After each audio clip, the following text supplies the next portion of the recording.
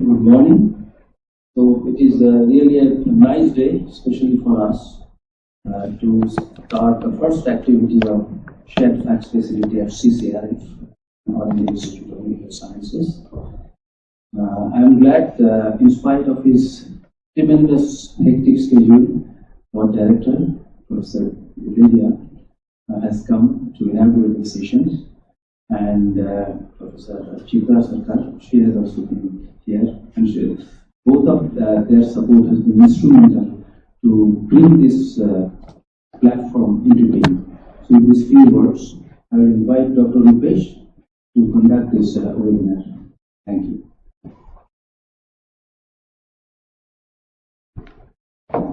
A very good morning to all of you. I'm Dr. Rupesh. On behalf of the FACS CCRF facility, it is my privilege and honor to welcome you all for today's CCRF webinar on practical approach to flow cytometry. I'm extremely beholden to our Honorable Director, Professor Randeep Guleria, for taking out time from his very busy schedule for today's event. He has been a constant source of guidance and inspiration for FACS CCRF at AIIMS. The FACS CCRF is a team effort of all AIIMS fraternity and would not have been possible without the guidance and untiring efforts of the Director, Professor Randeep Guleria, Dean Research, Professor Chitra Sarkar, Associate Dean Research, Professor Vineet Ahuja, along with the FACS committee led by Chairperson Professor D.K. Mitra, Professor Vineet Ahuja, Professor Kalpana Luthra, Professor Ritu Gupta, Dr. Jayant Kumar, Dr. Rupesh Srivastava, Dr. Sanjeev Goswami, and Dr. Naseem Ansari. Today's webinar is focused on the theme Practical Approach to Flow Cytometry and comprises of short talks from various experts in the field from both academia as well as the industry. This webinar is just a beginning of various educational and training programs to be organized by CCRF in the future. I now humbly request our Honorable Director, Professor Randeep Guleria, to address the audience on this very special occasion.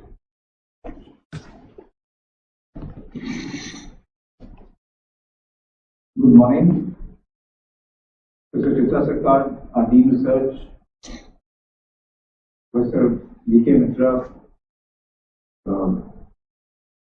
Head of Department and in charge of the FACS facilities at CCRF, Dr. Vineet Ahuja, my faculty colleagues, students, researchers, ladies and gentlemen. First of all, I'm really delighted to inaugurate the first webinar of our institute on the shared FACS facility at CCRF. This is one of the mandates as far as CCRF is concerned, to promote understanding and promote research, create a research environment for high-end research using various technologies, so that our students, our researchers, our faculty, all can really do that cutting-edge research which is needed as far as the institute is concerned. And I'm sure this will really become a vibrant facility. But the webinar today is aimed at driving our researchers toward the use of high-dimensional flow cytometry in terms of technological capabilities, troubleshooting, logistics, designing, and application, as well as FACS analysis. FACS is something which has become a very important tool both for clinicians and for researchers. It's a powerful tool which allows simultaneous multi-parameter analysis of physical and chemical characteristics and can determine phenotype and function and even sort live cells. Therefore, it's very useful both for patient care and as far as research is concerned. It's found its utility in the diagnosis of leukemia, immunodeficiency, stem cell transplant, and various other research activities. I believe that this will be one of the most sought after facilities by physicians and the research community as far as the CCRF is concerned. Our CCRF started off with a big bang at the beginning of the year. We inaugurated it, and there was a lot of hope that we would really make rapid progress. But with the onset of the pandemic, a lot of things got put on hold, and we really had a lot of unforeseen hurdles. But I'm very happy that now we're back on track, and this activity has now started in the form of the webinar, And gradually over the next few weeks, we will have a very vibrant research environment as far as the CCRF is concerned. This is all because of the effort of the Dean, the Research Dr. Chitrasukar, and the Associate Dean Research Dr. Vinita Guja. It's easy to make a facility, it's easy to get all the equipment. The challenge is to really have it operational in a manner that it is vibrant, sustainable, and it benefits everyone, the researchers, the clinicians, so that they really realize that such a facility exists in the institute and they can use it so that the research is really of a very high end. I think that is what has been done by the research section, the faculty involved in CCRF. They have really worked very hard to make this facility what it is today. So I'd like to take this opportunity to really congratulate the entire team led by the Dean Research and the CCRF team, all the members for the intense activities they've done over the last 2 years to make this dream come true. I'm also very happy that this shared FACS facility at CCRF is being run by a professional team led by Professor D.K. Mitra, and I'm sure that this facility will really prove to be very useful to the researchers. I wish all of you the very best, and I'm sure you will gain a lot by this webinar on practical approach to flow cytometry. Thank you very much. Thank you, sir, for a very insightful thoughts. So moving ahead, I now request Professor Chitrasukar, Dean Research, to share her vision for the facility. Good morning, Professor Randeep Guleria, Director, Professor Vinita Ahuja, Associate Dean, Professor D.K. Mitra, and all the team of members from the CCRF, students, faculty, friends, ladies and gentlemen. First of all, I would like to congratulate this team led by Professor D.K. Mitra and its members, Dr. Vinita Ahuja, Dr. Kalpana Gotra, Dr. Ritu Gupta, Dr. Jayant, Dr. Rupesh, Dr. Sanjeev Goswami, and Dr. Naseem Akhtar for their enormous and tireless efforts and the extra time spent for this facility and to organize this webinar. I'm also thankful to the Director, Professor Randeep Guleria, for his continuous support and active involvement in the entire CCRF activities, and this will surely give a boost to research in our institute. So thank you for those kind words to the research section. It has indeed been a team effort for the last 2 years to get it started and to get it functional. Coming to flow cytometry, which is being extensively used for biomedical research across the globe as a rapidly evolving technology, becoming more and more relevant for molecular research and diagnostics. But such growth also invites undesirable complexities in the technology, and therefore, before the utilization of such advanced technologies like FACS, very deep understanding is required, or a better understanding is required of the technology, its inherent complexities. And therefore, for the understanding of and the know-how of using this facility, these webinars are being organized. We were initially planning for workshops of each facility, which included lectures and web lab workshops. We could only do one workshop for the general facility till the lockdown happened because of COVID. But now we have resumed with webinars, but hope soon we would have the wet workshops, hands-on workshops also. Also, the high cost sometimes involved in such technologies becomes a limiting factor, especially for young and talented researchers.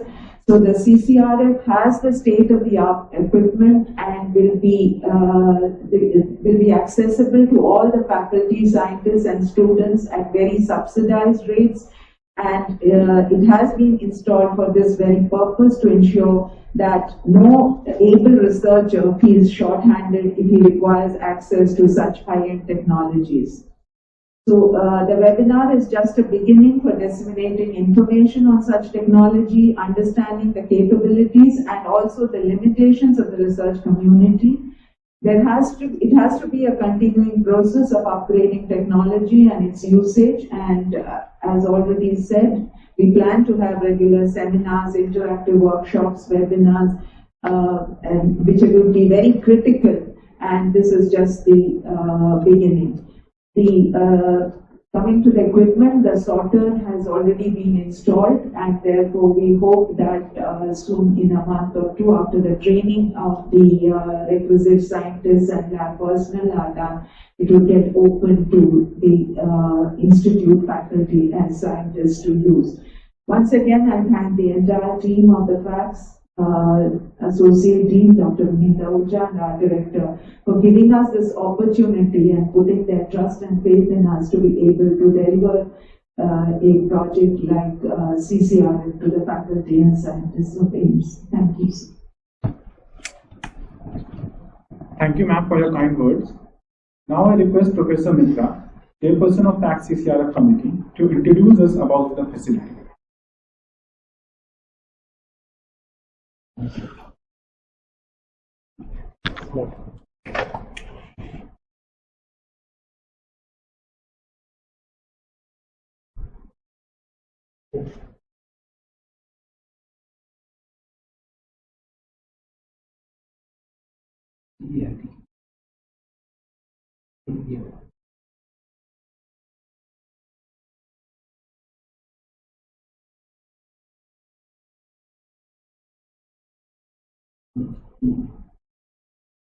Yes.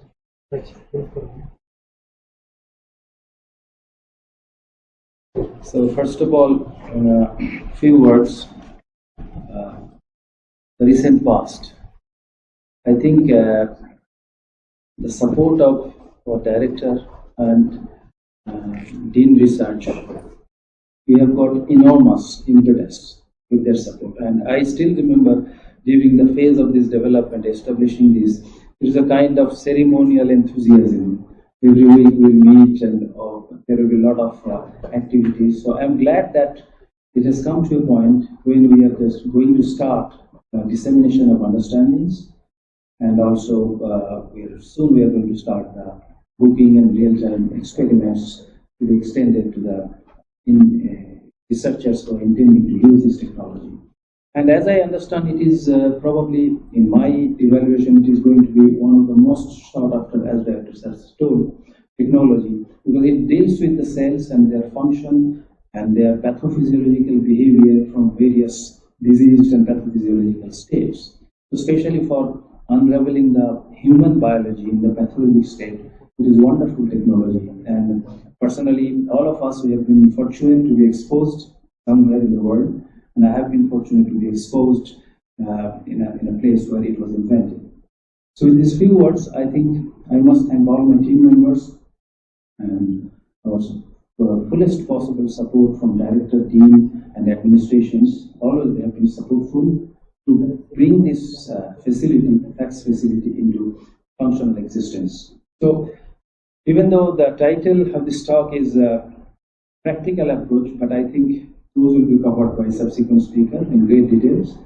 I would just like to give you a bird's eye view or glimpse about the theoretical aspect of the flow cytometry, which was required to be understood, at least the basic glimpse, before we use the technology. Some user intends to use this technology because that helps in designing their experiments and shaping their scientific questions. So flow cytometry has a tremendous relevance to medicine. We go next. Okay.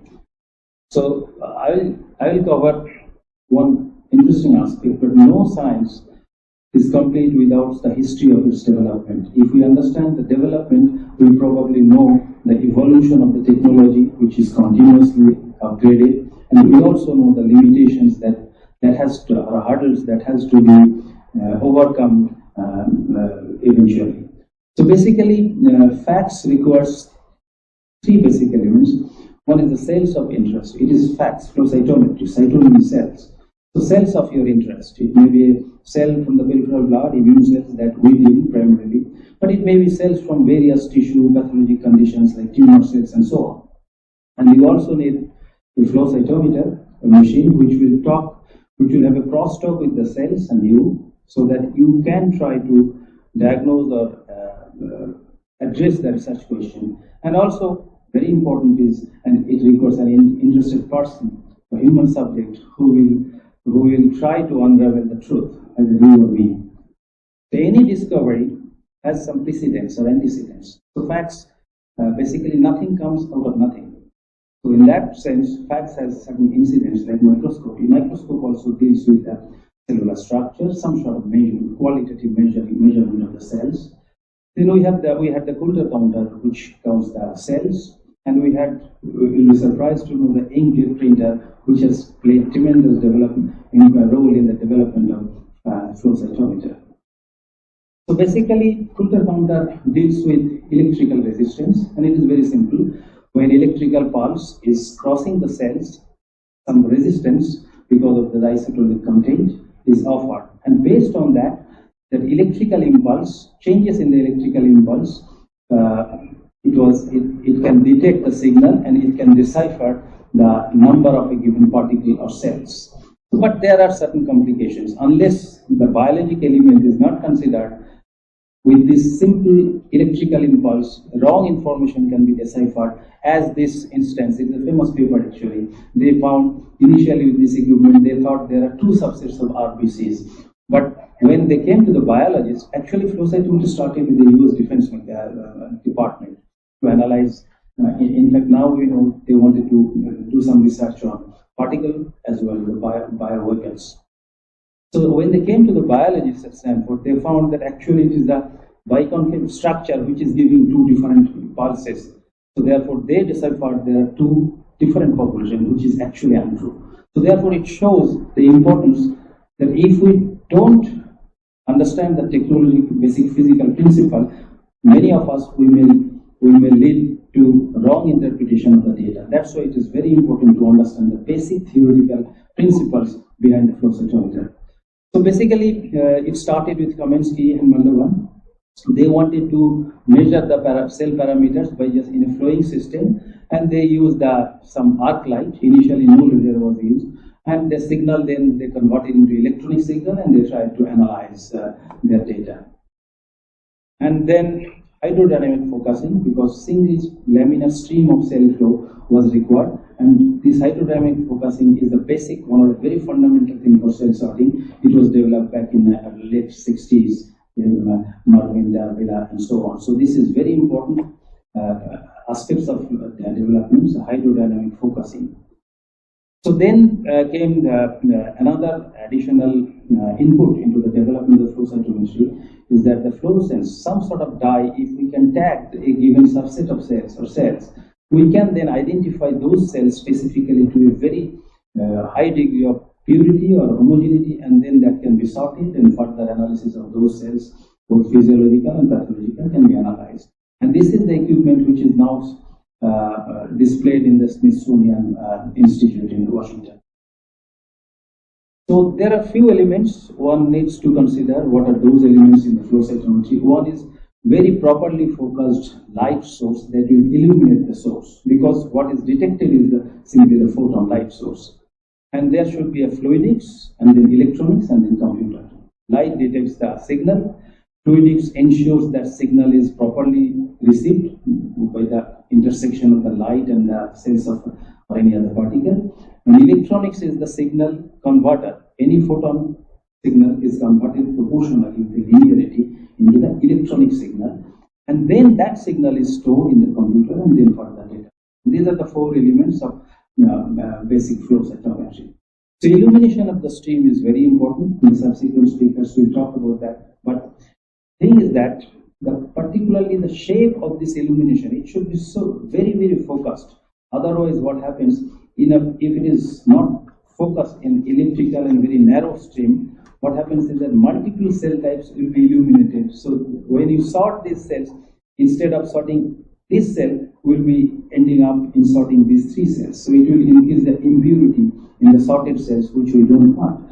So therefore, focused illumination is very important, so that a single light signal is followed by a darkness, so that discrimination can be done by the electronic machineries. And hydrodynamic focusing is basically focusing or flowing the cells in a single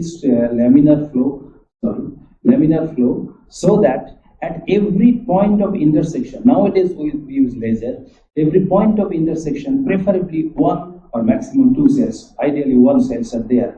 So we know the signal, and then we can tell the machine that now you charge this signal so that this goes to one of the tubes, so that you can sort or you can analyze other way. So therefore, this is basically nothing but seal fluid and sample pressure. There is a pressure difference between this and this.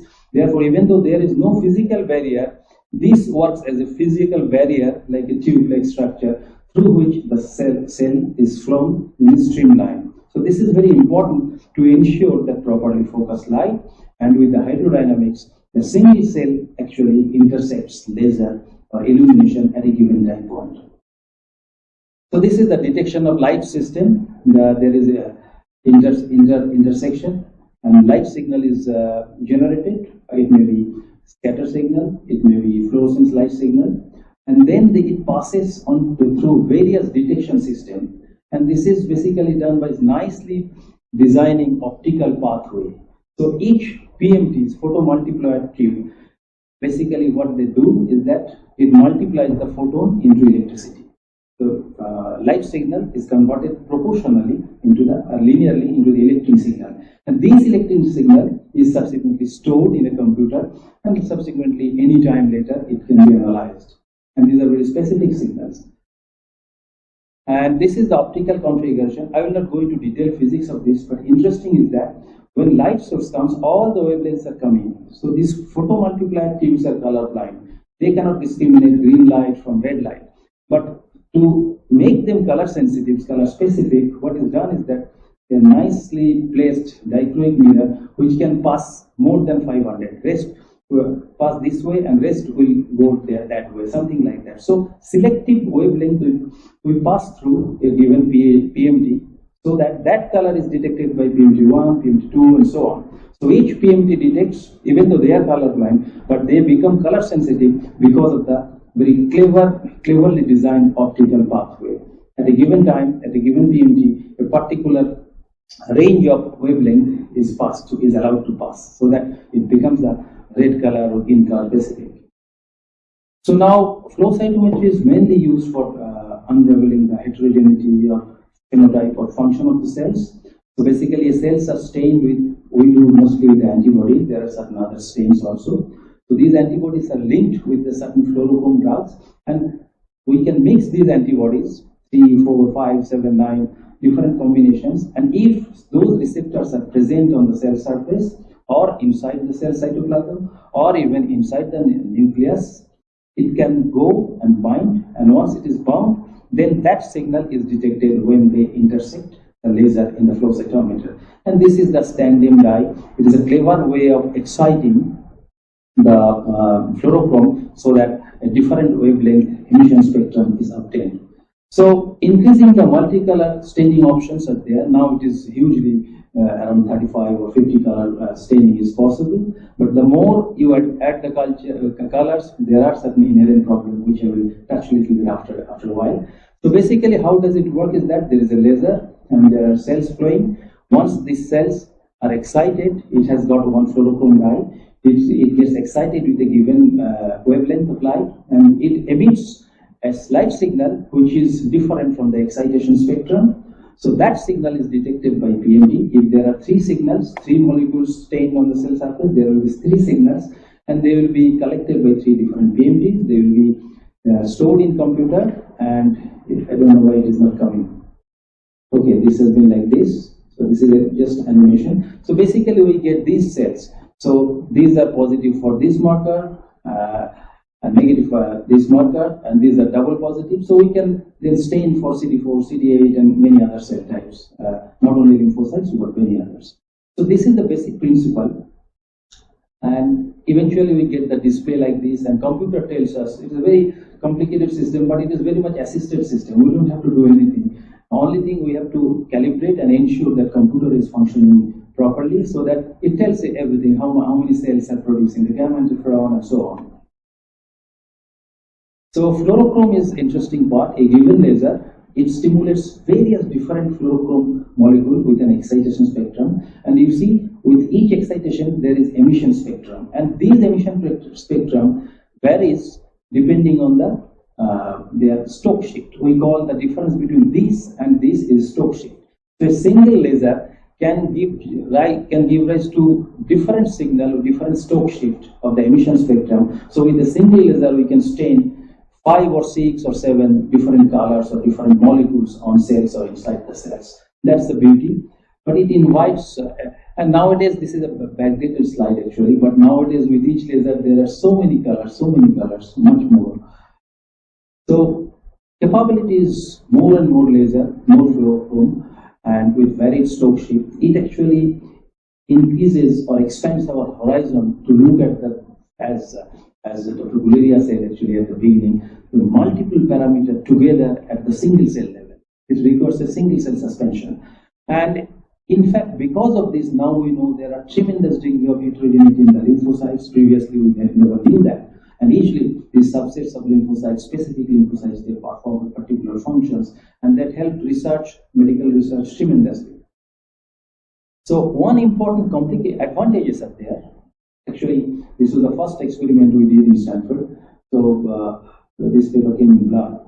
So this is the first experiment. That time we were doing 11. Now it has expanded to many more, I think 3-fold at least. We can look at the surface molecule. We can look at intercellular proteins, metabolic markers.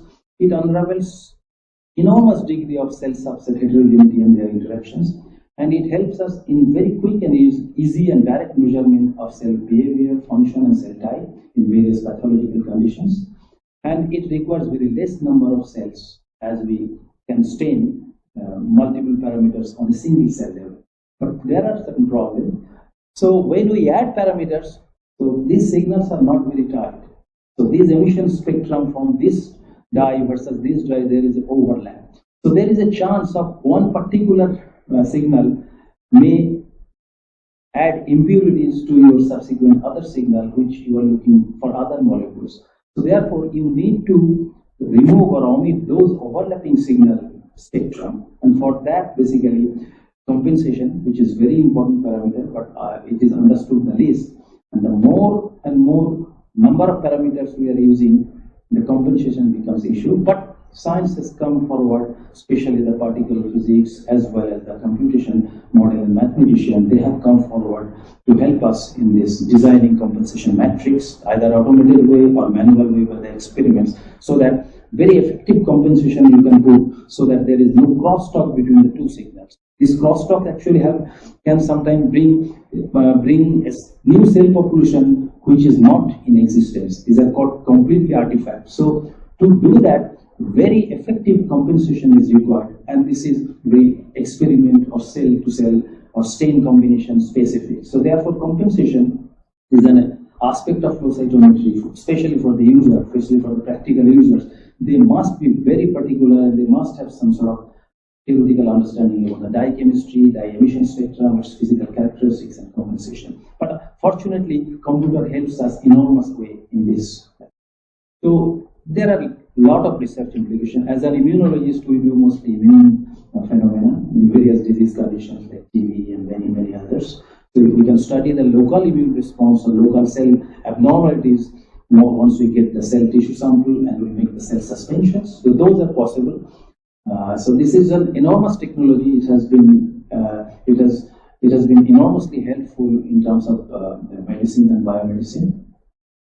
So with these things, I think this is a very fundamental, I would say, ABCD of flow cytometry. So these are the key aspects an user should be familiar with theoretically to start with, and of course the practically, how to do streamline focusing, how to do compensation, and so on.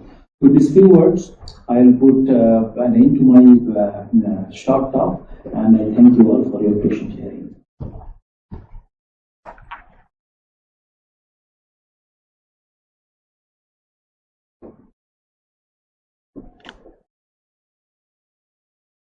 Thanks, Professor Mitra, for your very enlightening. Thanks, Professor Mitra, for your very enlightening introduction. I now call upon Dr. Sumanta Basu from BD India. He will be talking about basics and applications of flow cytometry.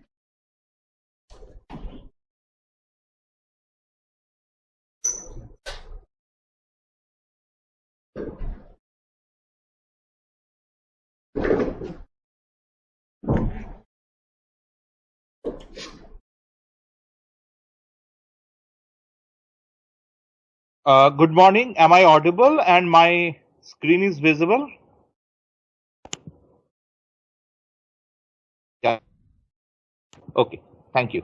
So good morning to all of you, and I would like to thank Dr. Mitra and Professor Gularia for giving us an opportunity to be a presenter in this forum. So Dr. Mitra has already covered a majority part of the flow cytometry basics.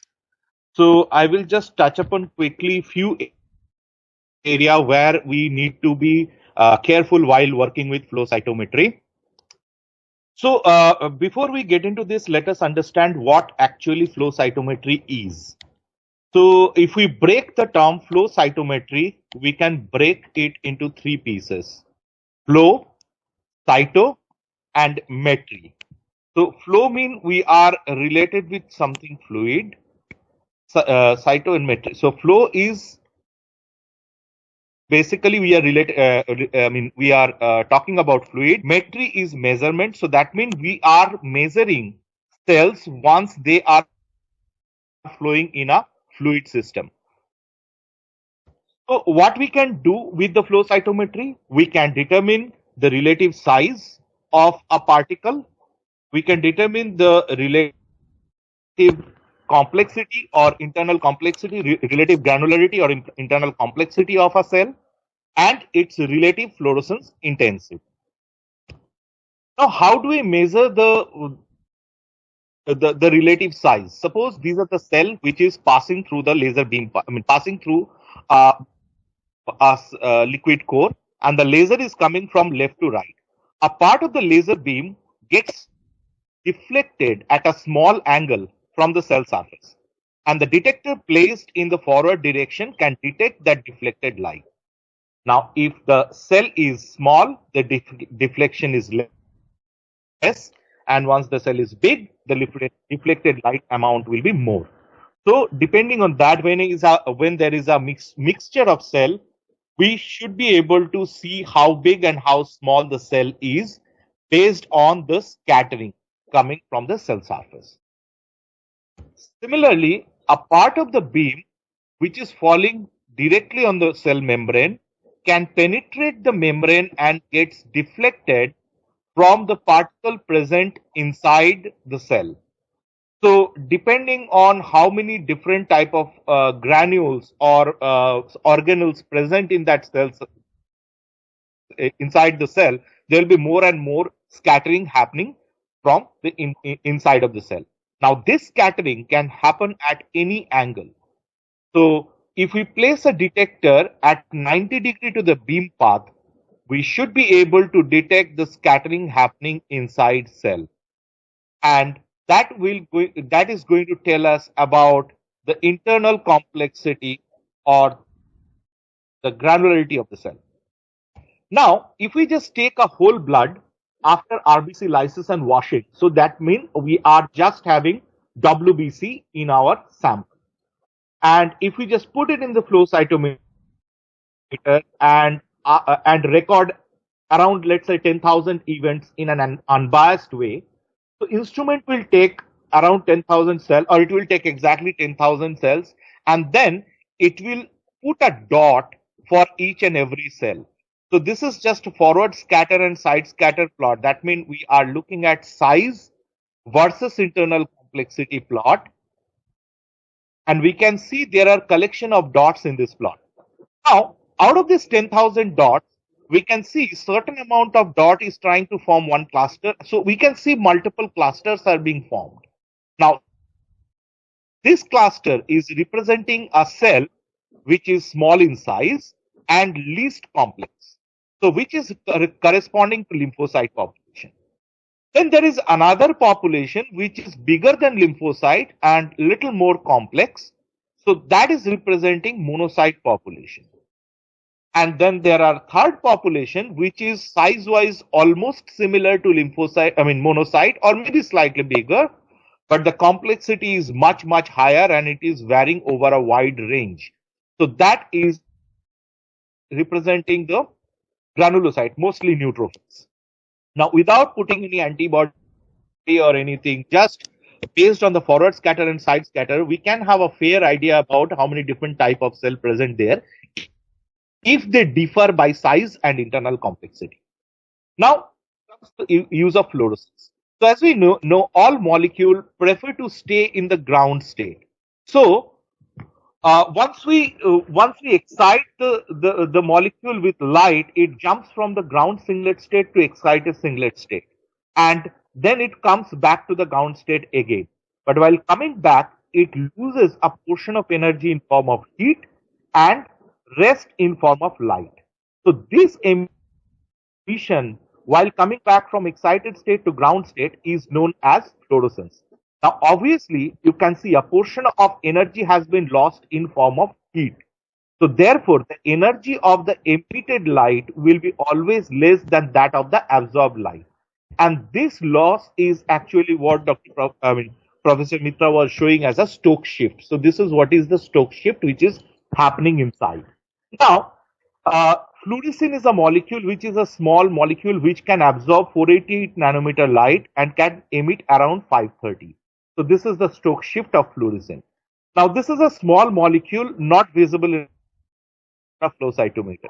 But if we conjugate this fluorescent molecule with an antibody, and if that antibody binds to a cell, then this whole assembly is easily visible in a flow cytometer. And because of this fluorescent molecule getting attached with the cell, we should be able to see fluorescence signal coming from the cell as well. It is not always an antibody just binding or not binding. There could be discrimination based on the amount of antibody binding. For example, a different type of cell can express same antigen, but the quantity of antigen or the number of antigen molecule present on the cell surface can differ. For example, CD45, which express maximum on lymphocytes. So we will get maximum signal of CD45 antibody coming from lymphocyte. And we will see the minimum signal of CD45 antibody binding coming from neutrophil population. So this is about the fluorescence and how we can use. So now this is just the whole flow cytometry process.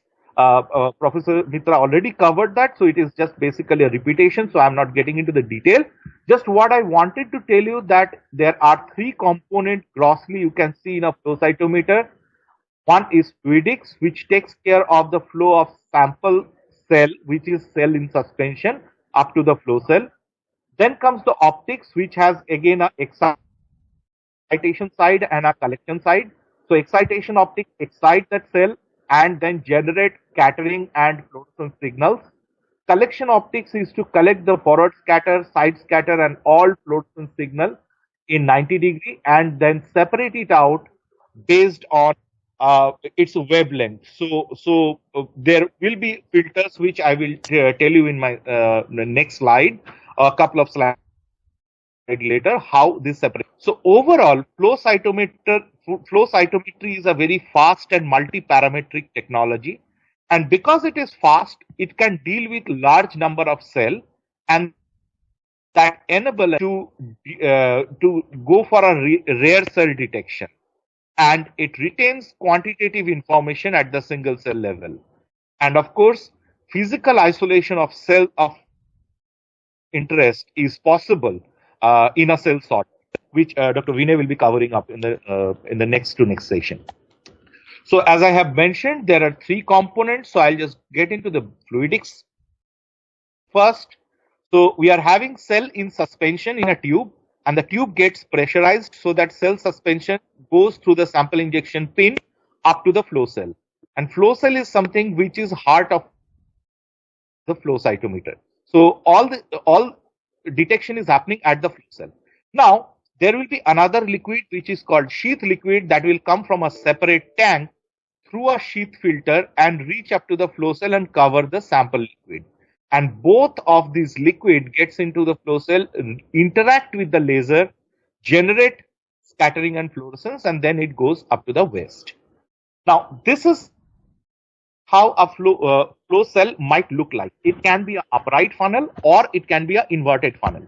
So here I am showing the upright funnel example. The sample liquid has been introduced here in the center, and the sheet liquid is coming from outside and just covering up the sample liquid. Now sample liquid is generally have slightly higher pressure over sheath fluid, so that the sample liquid will try to pass faster than the sheath. So obviously it takes the central core where the minimum viscous drag is observed, so that it can pass, and the sheath liquid will cover it up. Now because of this converging design, both the liquid will get converged and the sample liquid will form a narrow core, so that one cell will pass at a time. Obviously, when the input sample concentration is 0.5 million to 1 million per ml kind of a concentration. The focusing of one liquid using another is something called hydrodynamic focusing, and the flow has to be completely laminar in nature, so that one cell will move at a time and the laser can be focused at a single point, which should be able to excite each and every cell which is passing through. Now laminar flow is to be maintained while working with flow cytometer. So if there is an air bubble trapped somewhere here, or maybe a deposition of cell clump, that can cause turbulence in this system and break the laminar flow.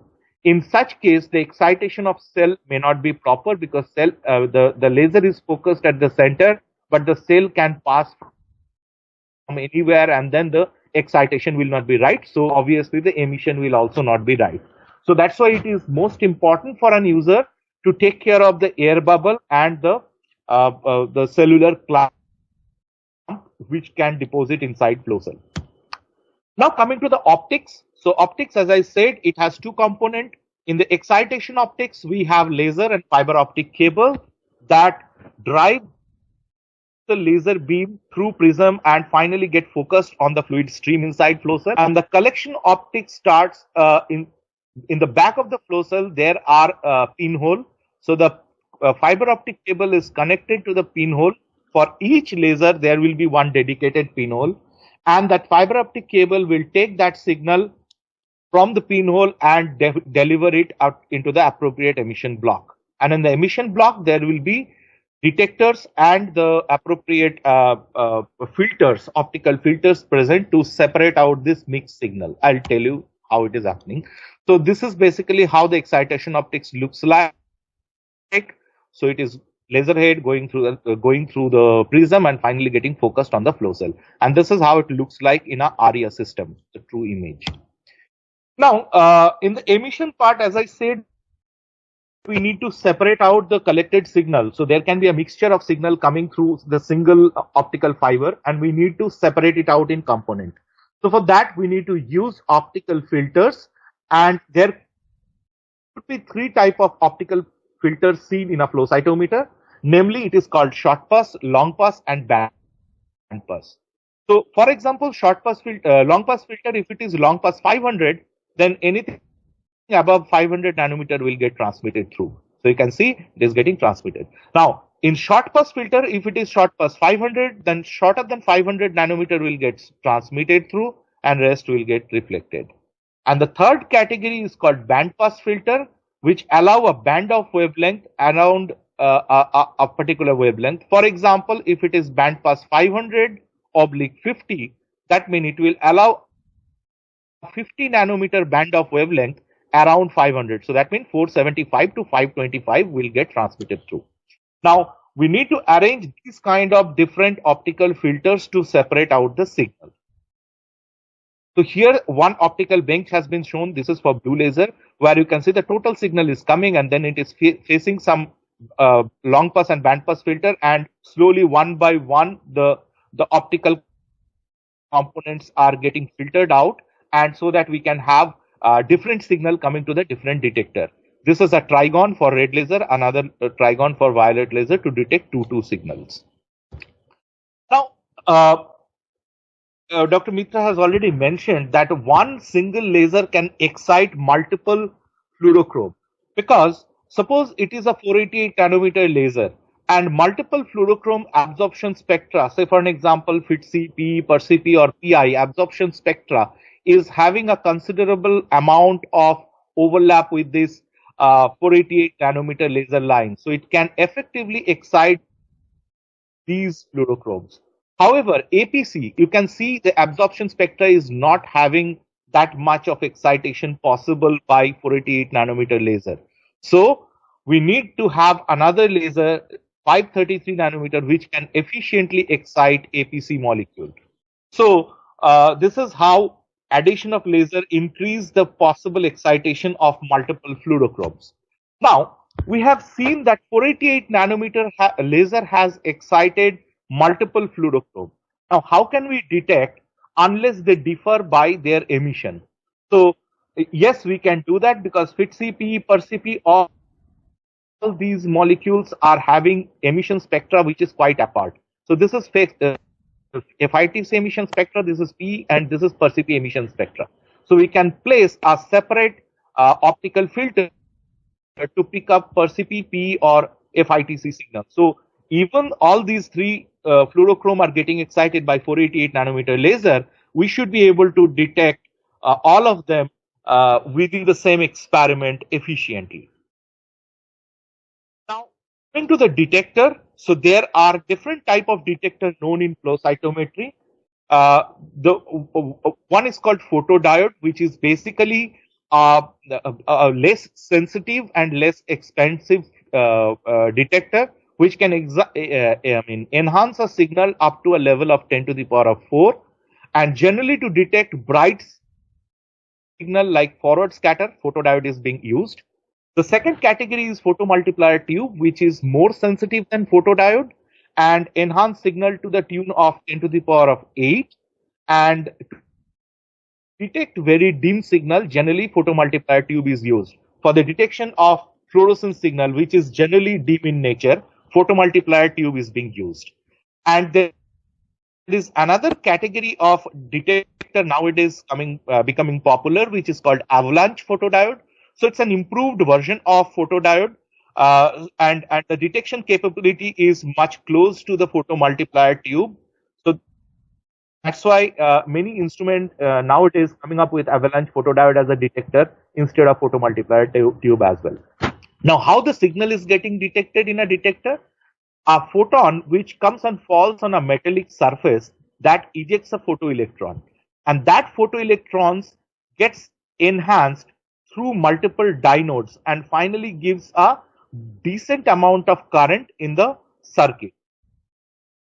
So of course, for this enhancement of signal, you need to have an external power supply, which basically gives you the Pmt voltage. So if you increase the external power, you can enhance your signal in a higher tube or higher multiplication factor.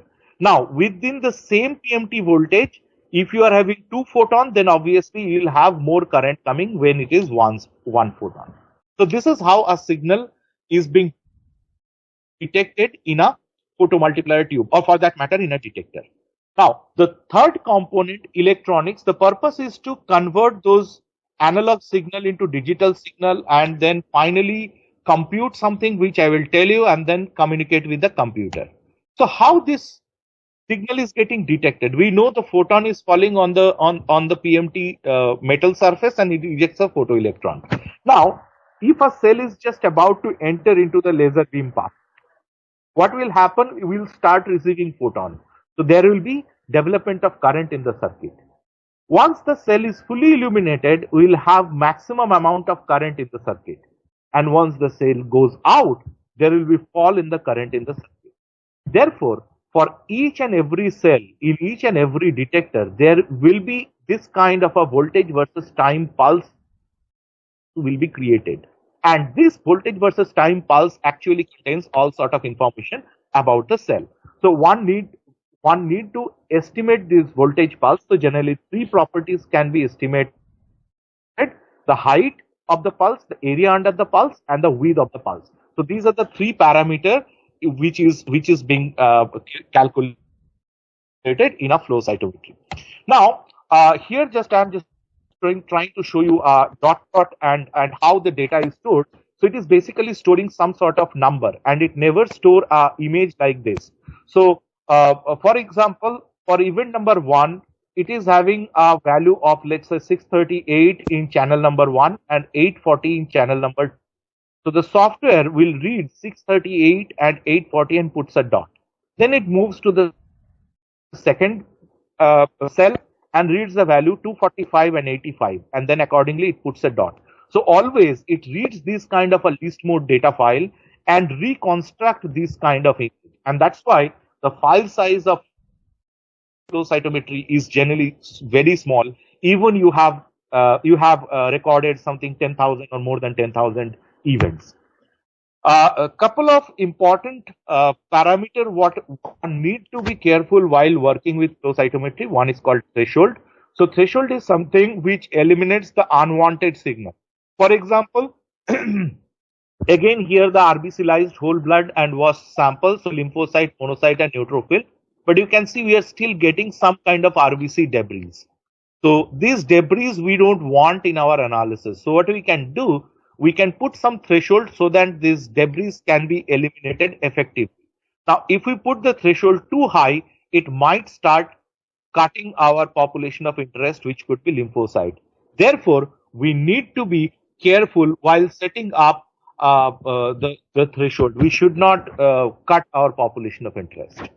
Now, there is another parameter or another thing which is called fluorescence spillover. So one need to be careful while working with more than one fluorochrome. This is because the spectra of one can overlap with other. For example, FITC is having an overlap with PE. Now we are detecting PE signal with this particular optical filter, and we are detecting FITC signal using this particular 630-30 optical filter. Now you can see a considerable amount of FITC signal is entering into the PE detector. So this can cause a false positive signal coming into the PE detector. So here I am showing, if I am running just a FITC stained sample, it might appear that the population is coming somewhere here, which is as if positive to FITC, but at the same time having a dim expression of PE, which is not true. And once we eliminate this part of the signal mathematically using formula, we should be able to get this kind of an image which is showing only FITC positive population and no PE. And this is the negative unstained population. So this is how one can do a fluorescence spillover calculation. Now, coming to the application part, flow cytometry has a wide application in both research and clinical, but and there is no limit. Every day people are adding new and new applications. So the biggest application of flow cytometry in research, we have seen multicolor immunophenotyping involving cell surface antigen, and the people are going more and more and has reached a very high dimensional flow cytometry as well.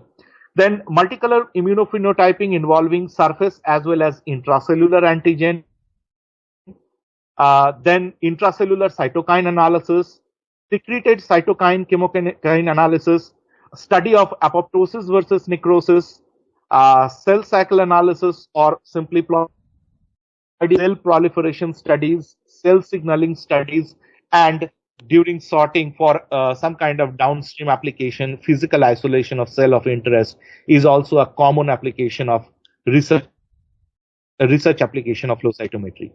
Similarly, in clinical application of flow cytometry, the biggest contributor is in the field of leukemia and lymphoma immunophenotyping, and nowadays that has been extended to the detection of minimal residual disease. Absolute CD4 counting is quite relevant for the follow-up of HIV infected patient. Then absolute counting of T cell, B cell, and NK cell is very common in determination of immune profiling. Absolute counting of CD34 positive viable hematopoietic stem cell is common for bone marrow transplantation as well as cryopreservation of cord blood sample.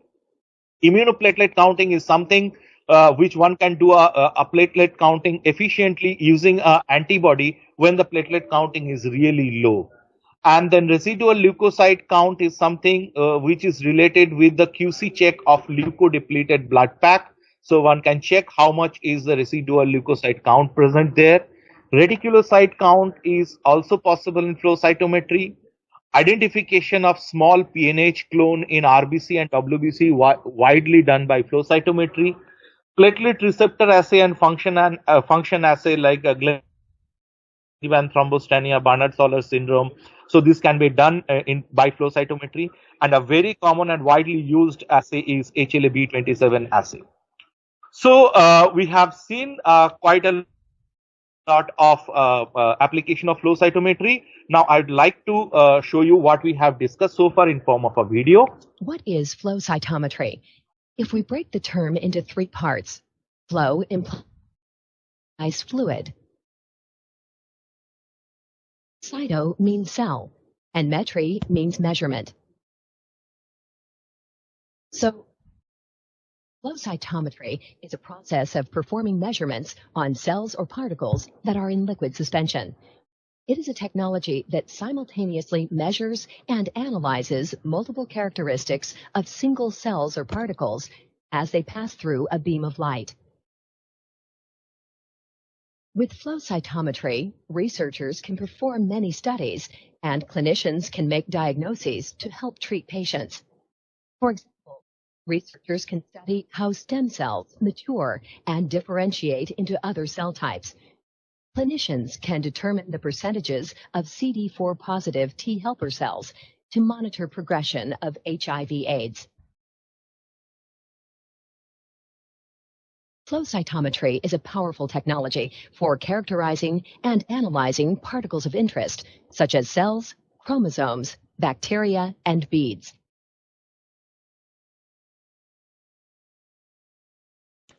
What is flow cytometry? All cytometer samples if we break the term into three parts.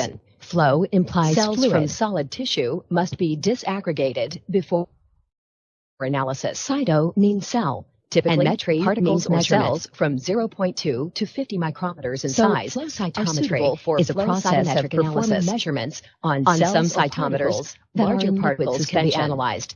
It is a technology that simultaneously measures cells and analyzes relative characteristics of internal complexity or particles, and as they pass through a beam of light can be measured by flow cytometry. With flow cytometry, cytometer is composed of three main systems, and clinicians can make diagnoses to help treat patients. For example, subsystem researchers can study how stem cells mature, measure, and differentiate into other cell types of single particles. Clinicians as can determine the percentages of through a beam of light. Positive T helper cell.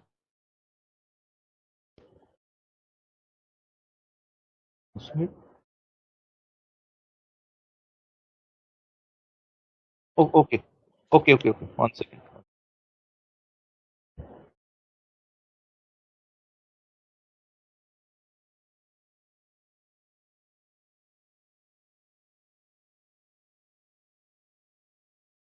Is flow cytometry. If we break the term into three parts, flow implies fluid. Cyto means cell, and metry means measurement. Flow cytometry is a process of performing measurements on cells or particles that are in liquid suspension. It is a technology that simultaneously measures and analyzes multiple characteristics of single cells or particles as they pass through a beam of light. With flow cytometry, researchers can perform many studies, and clinicians can make diagnoses to help treat patients. For example, researchers can study how stem cells mature and differentiate into other cell types. Clinicians can determine the percentages of CD4 positive T helper cells to monitor progression of HIV/AIDS. Flowcytometry is a powerful technology for characterizing and analyzing particles of interest, such as cells, chromosomes, bacteria, and beads.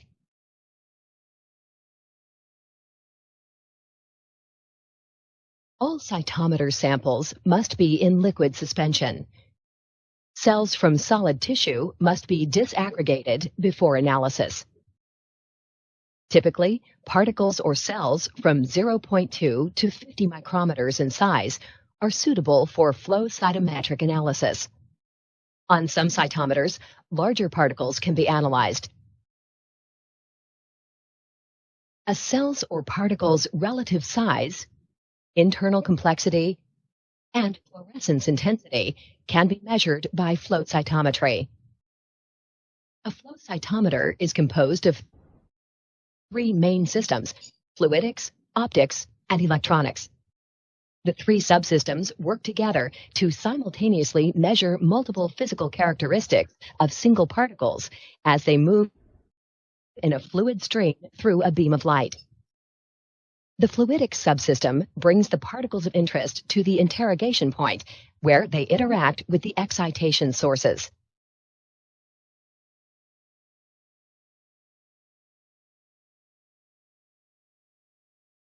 The optics subsystem provides the excitation sources and the components to collect light signals and route them to the appropriate detectors.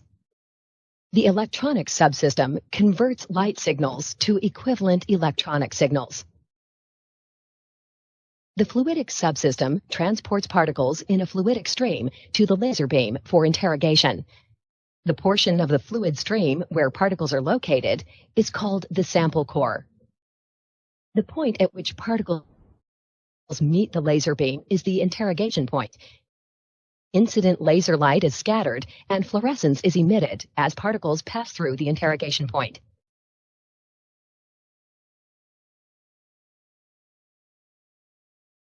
The optics subsystem consists of excitation and collection components.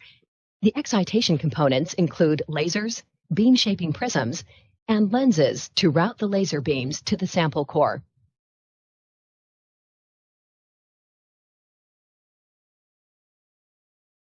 When particles pass through the laser interrogation points, they scatter light.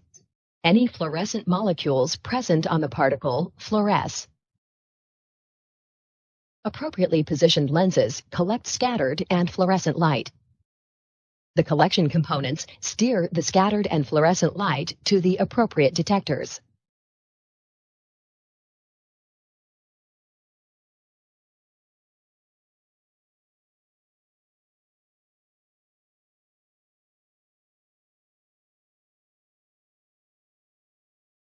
The detectors in the electronic subsystem convert detected light into proportional electronic signals.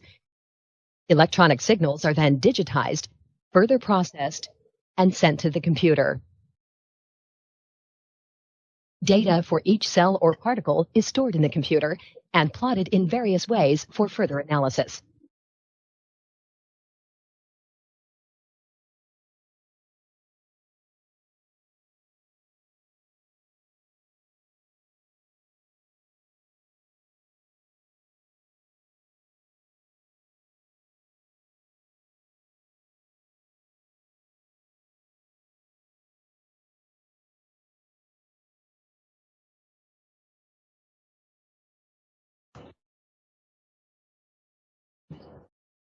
Okay, that's it. Thank you. Okay, thanks, Shubhadev. So, thanks, Sumanto. So, our next speaker in the line is Dr. Shubhadev Mukherjee from BD. He will be talking about very important steps in the sample preparation, acquisition, and data analysis in flow cytometry. Thank you, Dr. Rupesh. Let me bring up my slides.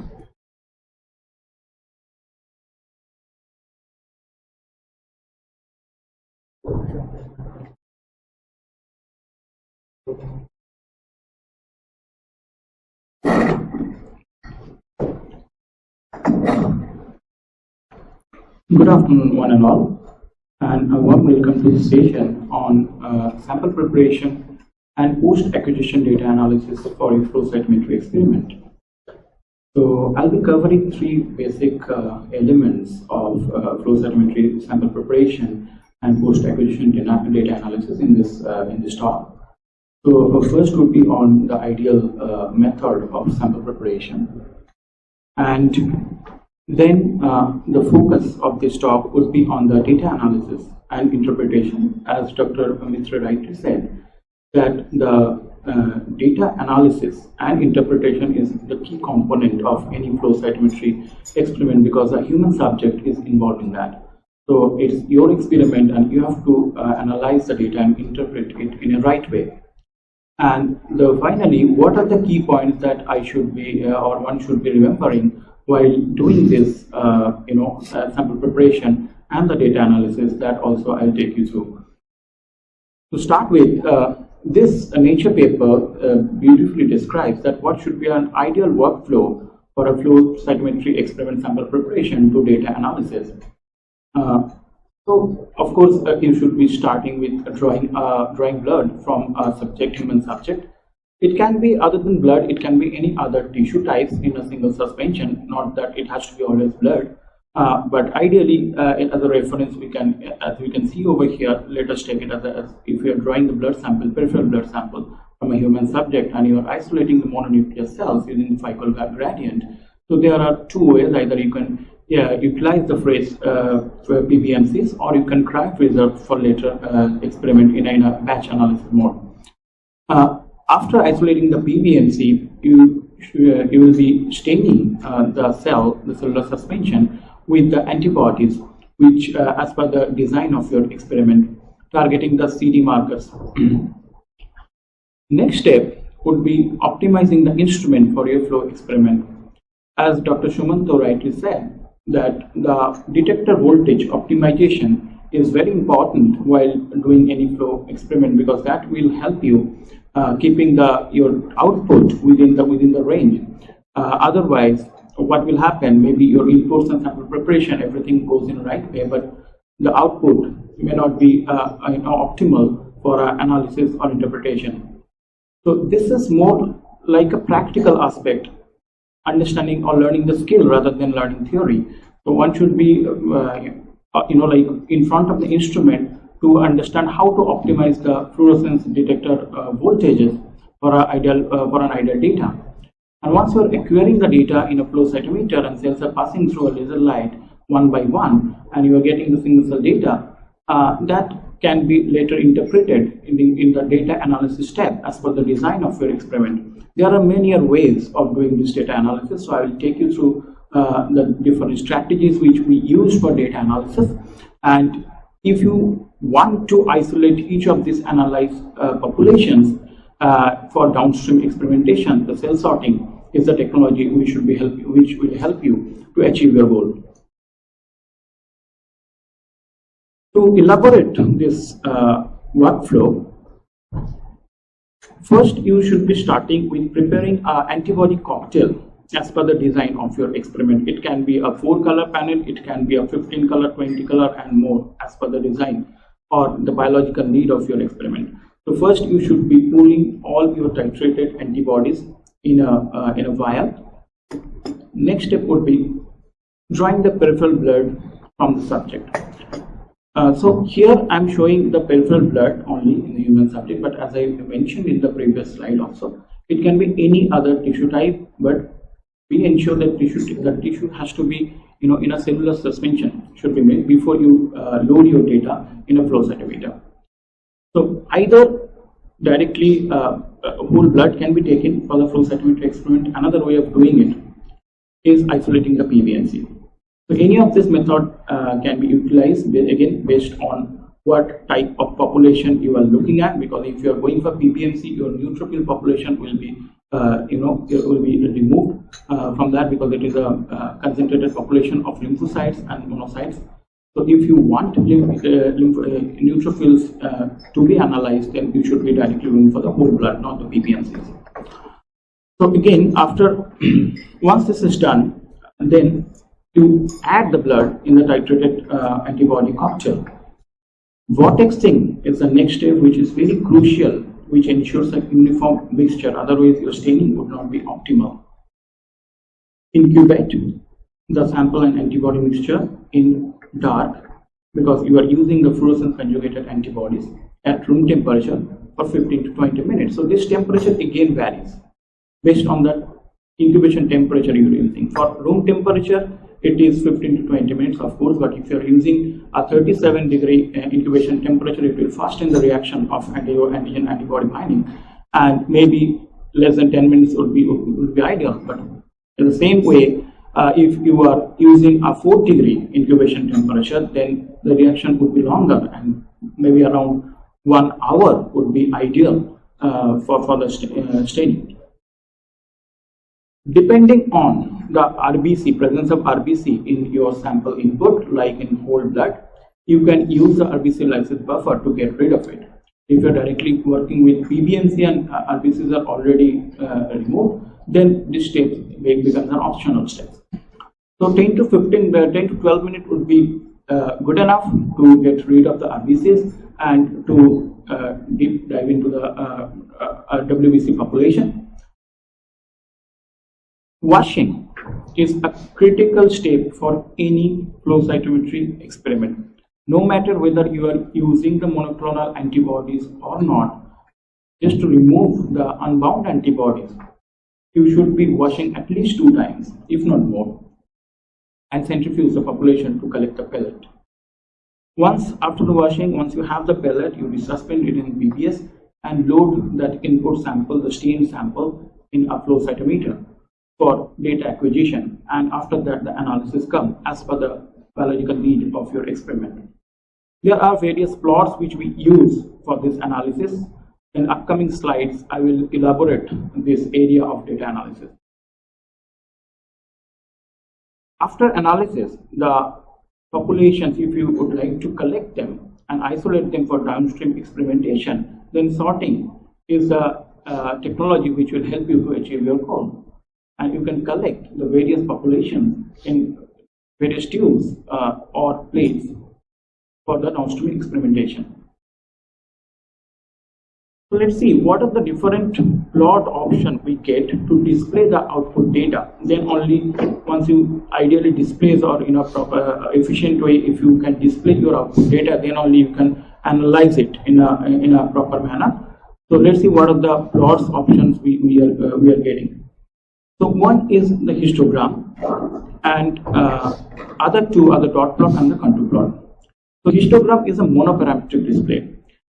In a sense, like if you are focusing on only one CD marker for immunophenotyping, it can be anything like CD4, CD8, CD19 like that. Then histogram would be ideal because you are not looking at any other population or any other markers at the same time. But dot plot or contour plot are bivariate display. The utilization of this bivariate display, that's why you are looking at the double positive population. Like for example, here also you can see a double positive population. But while say you are analyzing a thymic T cell population, and along with the CD4 positive, single positive, and CD8 single positive, there will be double positive CD4, CD8 populations as well in the thymic T cells. So to get that, to analyze that properly, that what is the percentage of double positive and single positive CD4 and CD8 T cells, we should be using either the dot plot or the contour plot. When Dr. Shumantu was presenting, we saw that based on the relative size and complexity of any cell, how we can efficiently identify that what cell types are there. Like here in this side scatter photoscatter plot, what we can see that these, based on the relative size and complexity, that they are neutrophils, monocytes, and lymphocytes. But if I want to understand further that what is the composition of this lymphocyte, I need to go for fluorescent staining with the relevant antibodies for immunophenotyping. Like we know, there are 3 different kinds of broadly lymphocyte populations, like the T cells, B cells, and the natural killer cells. So if I am using antibodies against those 3 cell types, and if I am selecting the lymphocyte region by electronic gating, then I can again deep dive into these populations further to understand the composition of lymphocyte and percentage of each of these population. Like here in this experiment, we have used the CD19 for the B cell and CD3 for the T cells, and we identified there's a 9% B cell population and 74% CD3 positive T cells population. So the population 17% population which is showing negative for both CD19 and CD3 is the NK cell fraction of the lymphocyte. But whether is this universal? The choice of using histogram and dot plot. It is not always. It is not always that if you are looking at one CD marker, then always you should be using the histogram. Or if you are always, if your target is two markers at the same time, you should be using the dot plot. So there are strategies which varies case by case, which varies as per the experimental need of your, using. So now let's see an example of this strategy. So here as we are looking at only one type of CD marker, say CDX. It is varying, of course, it can be any, you can take it like CD4 or CD8, anything. And you can see that apart from the high expression population, there is another population which is coming somewhere in between the negative and the highly positive, which is comparatively dimmer than this positive population, high positive population. So, and in histogram it is not coming out fully because the number of this population is very less compared to these two. So in this case, although we are interested in only this one CD marker and monoparametric or plot should be okay, but we should be converting it to a bivariate display by taking the single side scatter on the y-axis rather than count. So here in this dot plot, what is the difference? What we are seeing, the dim population, which is very less in number, is also coming out. So we can efficiently get or select this population to understand what is lying behind this population with more antibody staining. Like this, when we should be using the dot plot and when the control plot. That is also very important because both are bivariate displays. So there must be some measures or I would say requirements of using dot plot and control plot. So dot plot, as you can see here, when you are looking into secondary antigens. So secondary antigens are antigens which express over continuum compared to primary, which shows an on and off type of expression pattern. So here the CD45 array being a secondary antigen, we can see is expressing over a continuum. We can see the negative as well as the very bright or positive CD45 array population. So it's very difficult to gauge or understand that where the bright population is ending and where the medium expression population is starting. Same is true for the dim population and the medium expression. So in this case, contour plot would be ideal, which gives me the density of each of these population and the boundaries as well. So here in this contour plot, if I want to, I can clearly see the high expressing population as well as the dim population and the negative. Same way, the double positive population and the single positive CD197 population also can be clearly seen. So we can get it efficiently in a contour plot compared to a dot plot if we want to, and we can take a decision of sorting and isolating this population further downstream. By exponential scale, when and how to use this? If you are analyzing a population, like in this example, we can see the CD3, CD4 double positive population, which is the T helper cells. The population which is positive for CD3 but negative for CD4, this is the cytotoxic CD8 cell fraction. So as they are mutually exclusive, the cytotoxic CD8 T cells and CD4 positive helper cells, so we don't see any CD4 expression. As a result, this population is basically sticking to the wall. So it's difficult to get this population out with this logarithmic display. So if we activate the bi-exponential display here, which is a combination of log scale and linear scale together, So by exponential display becomes linear near to 0 and less than 0. So a population, if it is beyond 0, on the negative side, we can efficiently get them out using a by exponential display. So as you can see in this example, in a usual logarithmic scale, this population was not coming out, but using the by exponential scale, we can easily get them out and we can take a decision for sorting further. Doublet discrimination is another important element, especially if you are sorting or doing analysis for cell cycle. So if two cells are sticking together, we should be mindful that they are not fused, they are sticking together one after another, and they are passing through the laser beam at the same time. What will happen? They will take more time to pass through the laser. So considering that factor, which is this time, which is measured in the width scale, we can easily identify which are doublets and which are singlets. As displayed in this plot, you can see which are on the high width side can be efficiently identified as doublets compared to the singlet population which are showing the low width. So advantage of removing the doublet is basically in a cell cycle plot also, if you are including the doublets, then there will be false 4n population, which will ruin your data and will basically introduce error in the actual 4n population, which is true singlet 4n. So it can happen to any kind of experiment, especially apart from the cell sort, apart from the your cell cycle analysis. For cell sorting also, if one non-target cell is fused with your target cell and that is getting sorted, it will introduce impurity no matter how efficiently you are sorting. So for that, for sorting experiment also, doing a doublet discrimination gating first before any analysis is the most recommended thing. Let me take you through a reference 4-color panel for T-cell immunophenotyping, how an analysis looks like.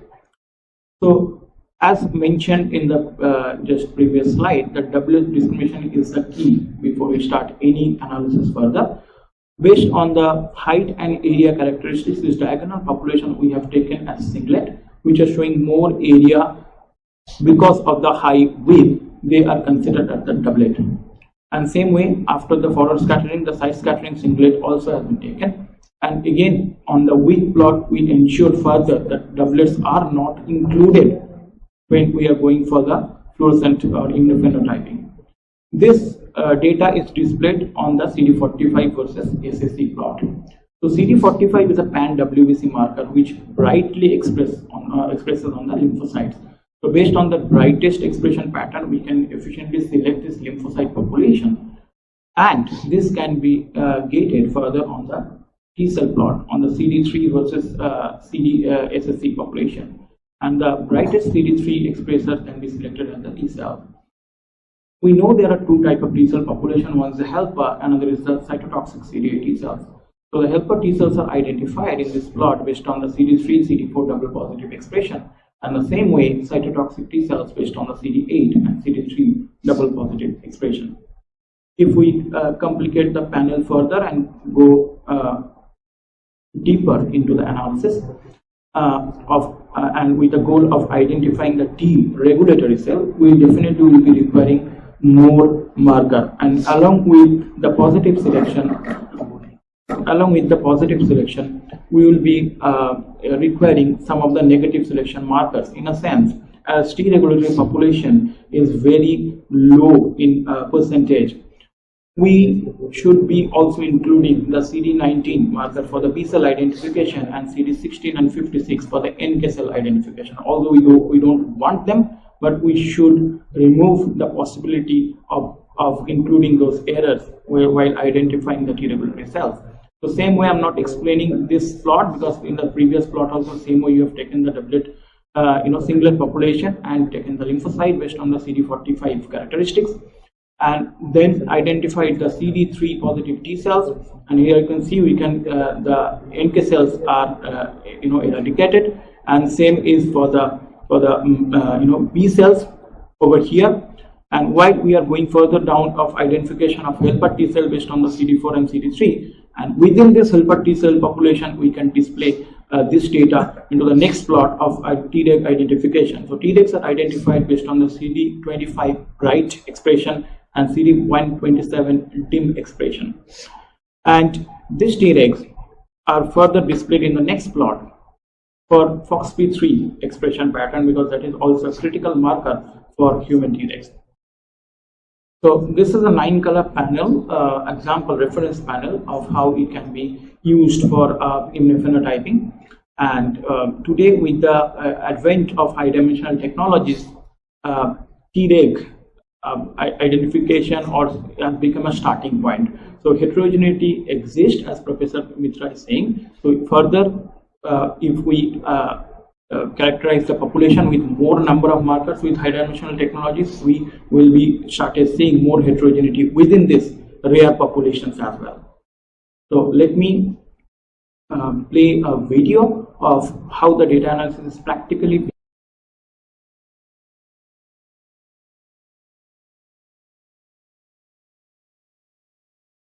In this video, you learn the method of data analysis for sorting the population of interest using BD-FACS area fusion. To begin with pre-sort data analysis, acquire and record the desired number of events after adjusting the detector voltages as necessary. Once the desired number of events are recorded, begin the post-acquisition data analysis with discriminating the doublets using forward scatter area and height. Select the singlet population and rename the gate as forward scatter singlet or FSC singlet.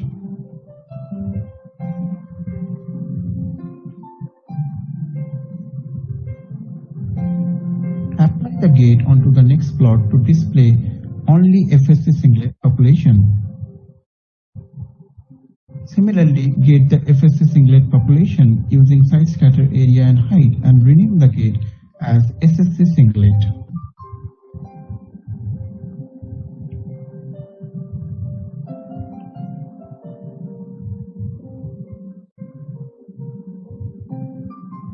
Apply SSC singlet gate on the next plot to show the side scatter singlet events only. Select the lymphocyte population based on relative size and complexity and rename the gate as these. In a similar manner, apply the lymph gate onto the next plot to differentiate the population expressing high CD45 on the surface. Select CD45 high population and rename the gate.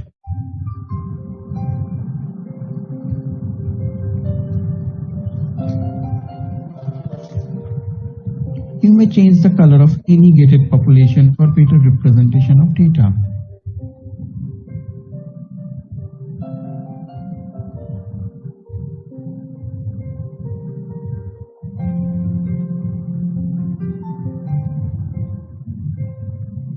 Gate the population expressing CD19 and CD3.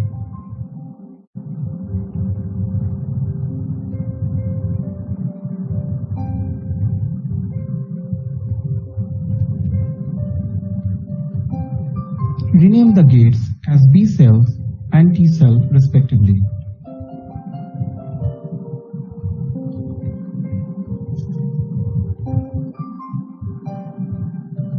The population which is negative for both CD3 and CD19 expression is gated as natural killer cell.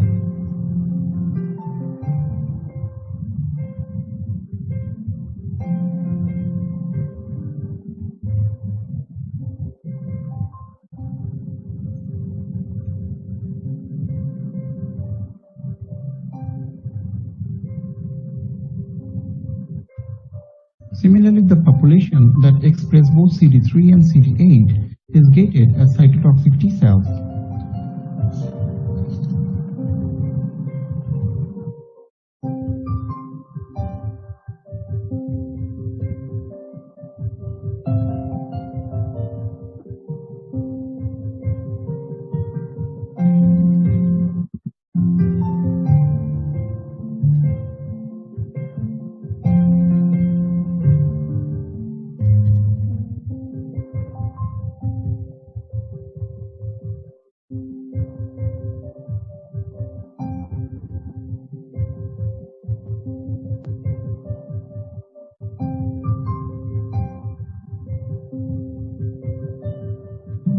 population expressing CD3 but not CD8 is gated and renamed as helper T cells or TH cells. This way, populations of interest like P cells, natural killer cells, cytotoxic T cells and helper T cells are analyzed and gated for downstream cell sorting.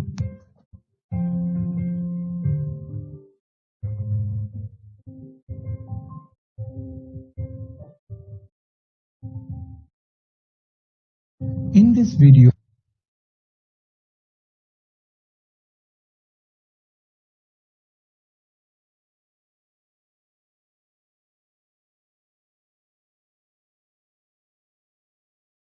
and the staining part, the few points which are important is using the appropriate controls. So along with the unstained control, which is of course important to remove the background, and autofluorescence, but single stained controls for the compensation and fluorescence -1 controls are also important to efficiently do the gating and analysis.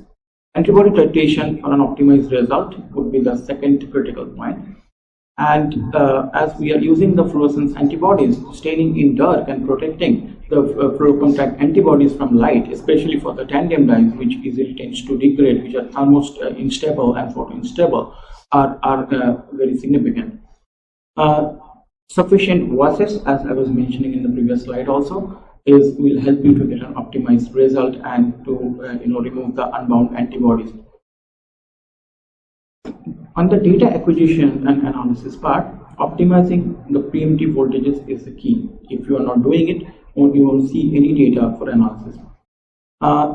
Selecting the appropriate fluorocontact antibodies based on the antigen type and expression patterns are also key for an efficient panel designing, because if you are choosing a bright antibody, fluorocontact antibodies, against a high expressing antigen, and you want to see the expression of that particular antigen with another one, which is a dimmer expression, and you are choosing a dim dye for the dim antigen, it could be an error while doing the compensation, and you won't efficiently resolve the double positive population or the single positive population. So understanding the antigen expression pattern and selecting the fluorochrome accordingly is very important. Compensation, of course, as Professor Mitra was saying, that it will include the false positivity in your data. So efficient compensation is critical for any flow cytometry experiment. And finally, the human intelligence introduction, that is implementing the ideal plot and gating strategy, which depends on you and you only based on your experimental need, would be the key for any successful data analysis. Thank you for listening.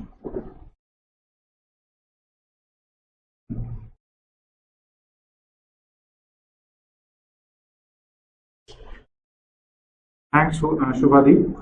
So our next speaker is Dr. Vinay Gupta from BD India. He will shed light on the basics, consideration and tips for optimization of cell sorting.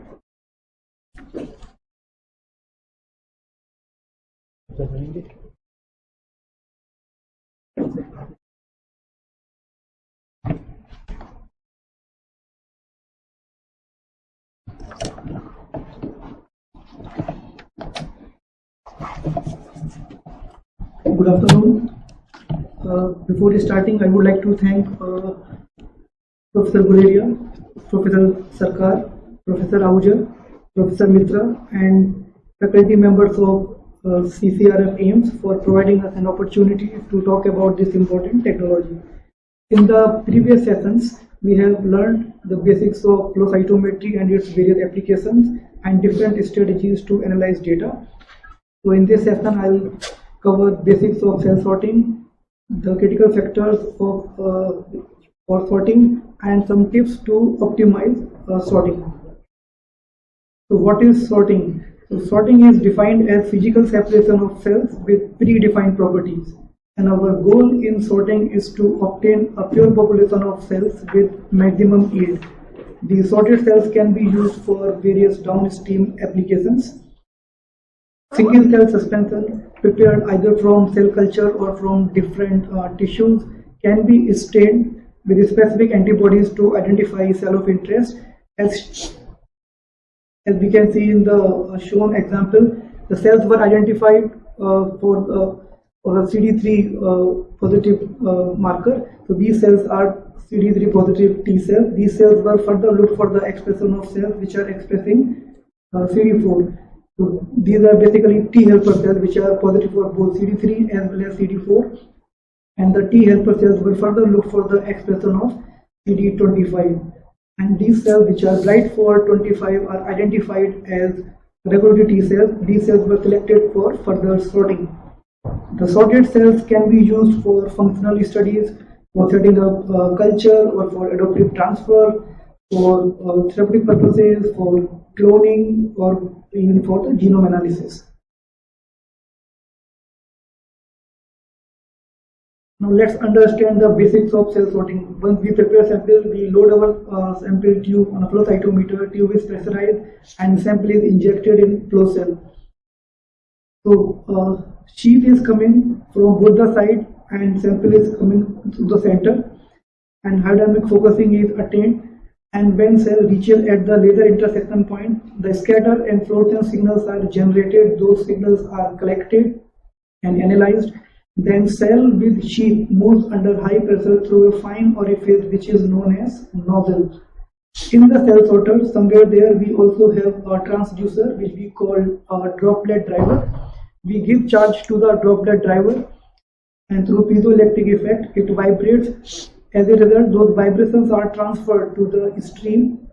So the stream of sheath breaks at certain point which is known as stream break-off point or droplet break-off point. After that, they are freely falling droplets. In the cell sorter, through software, we monitor the amplitude and frequency of the droplet driver to ensure that it is not changing, it is constant. As long as our amplitude and frequency of the droplet driver remains constant, the droplet break-off point also remains constant. It doesn't move up or down. Once we have ensured that stream is stable in terms of droplet break-off point, it is constant, not moving up or down.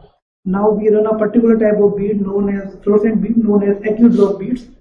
What software does, when we run those beads, it will identify those beads and it will smartly calculate the time that beads take in reaching from point of laser intersection to the point of last attached droplet.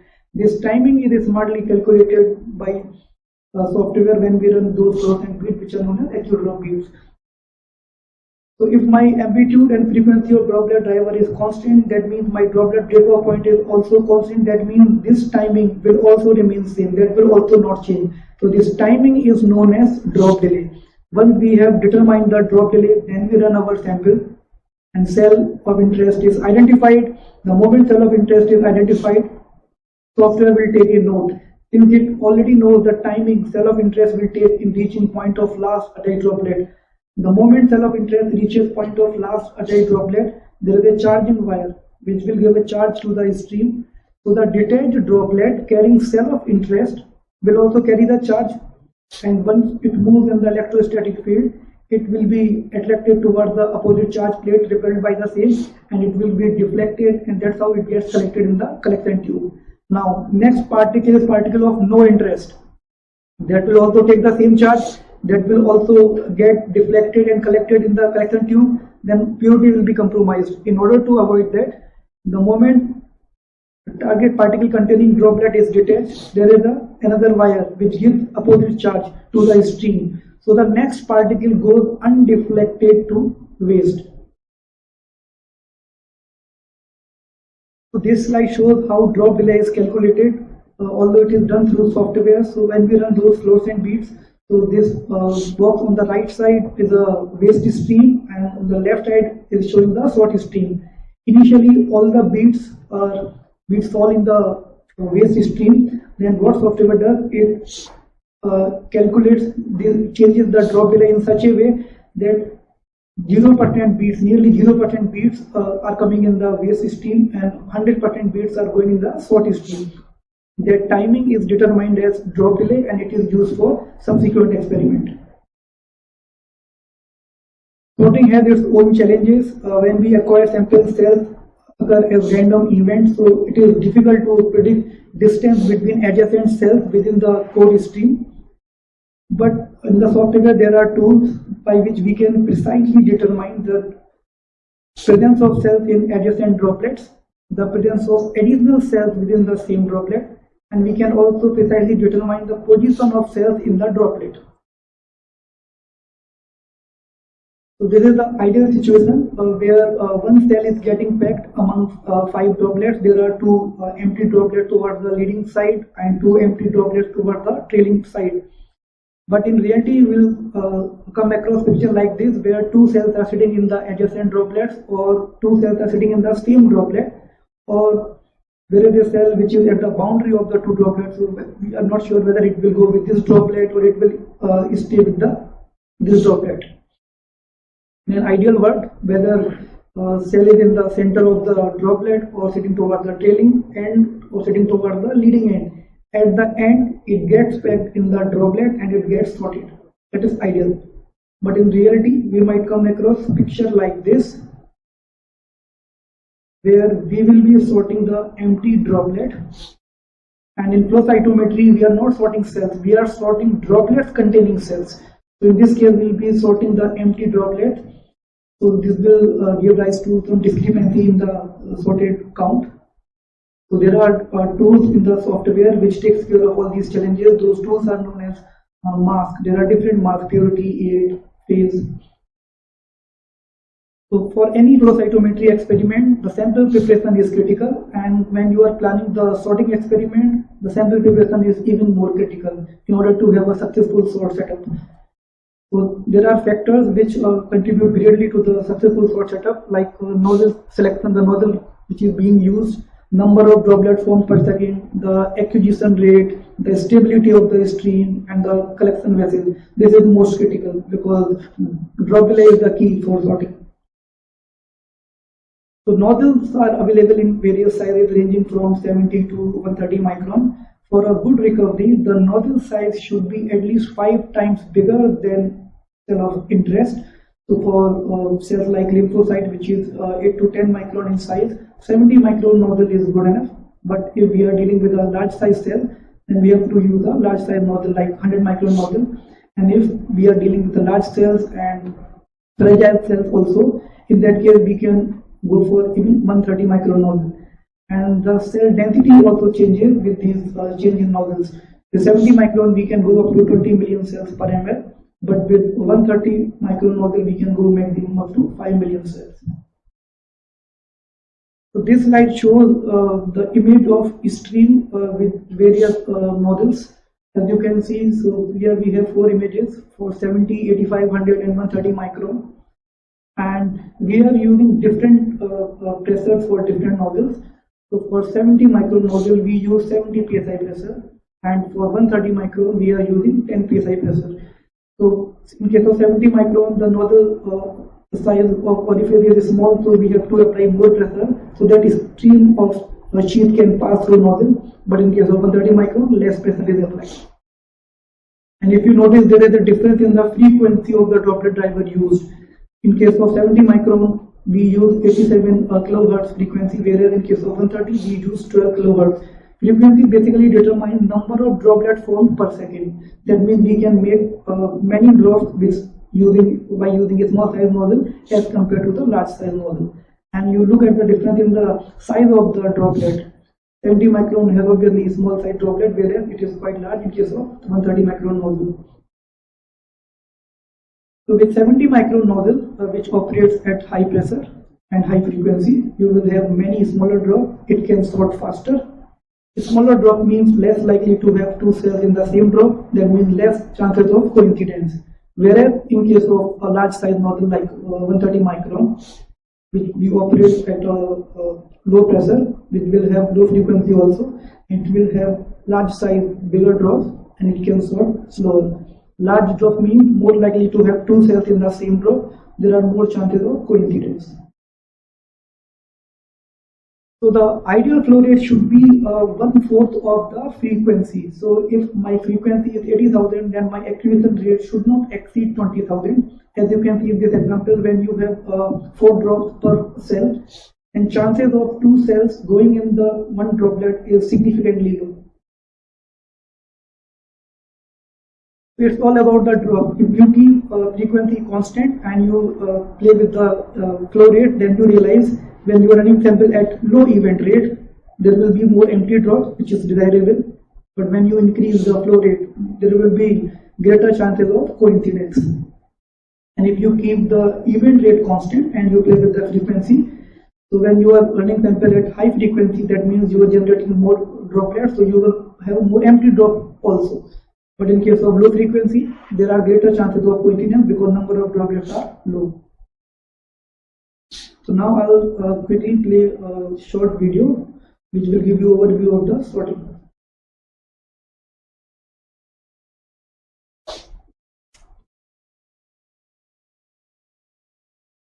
In this video, you will learn about factors that contribute to a successful sort on your BD cell sorter, such as the BD FACS aria, the BD FACS melody, or the BD influx cell sorters.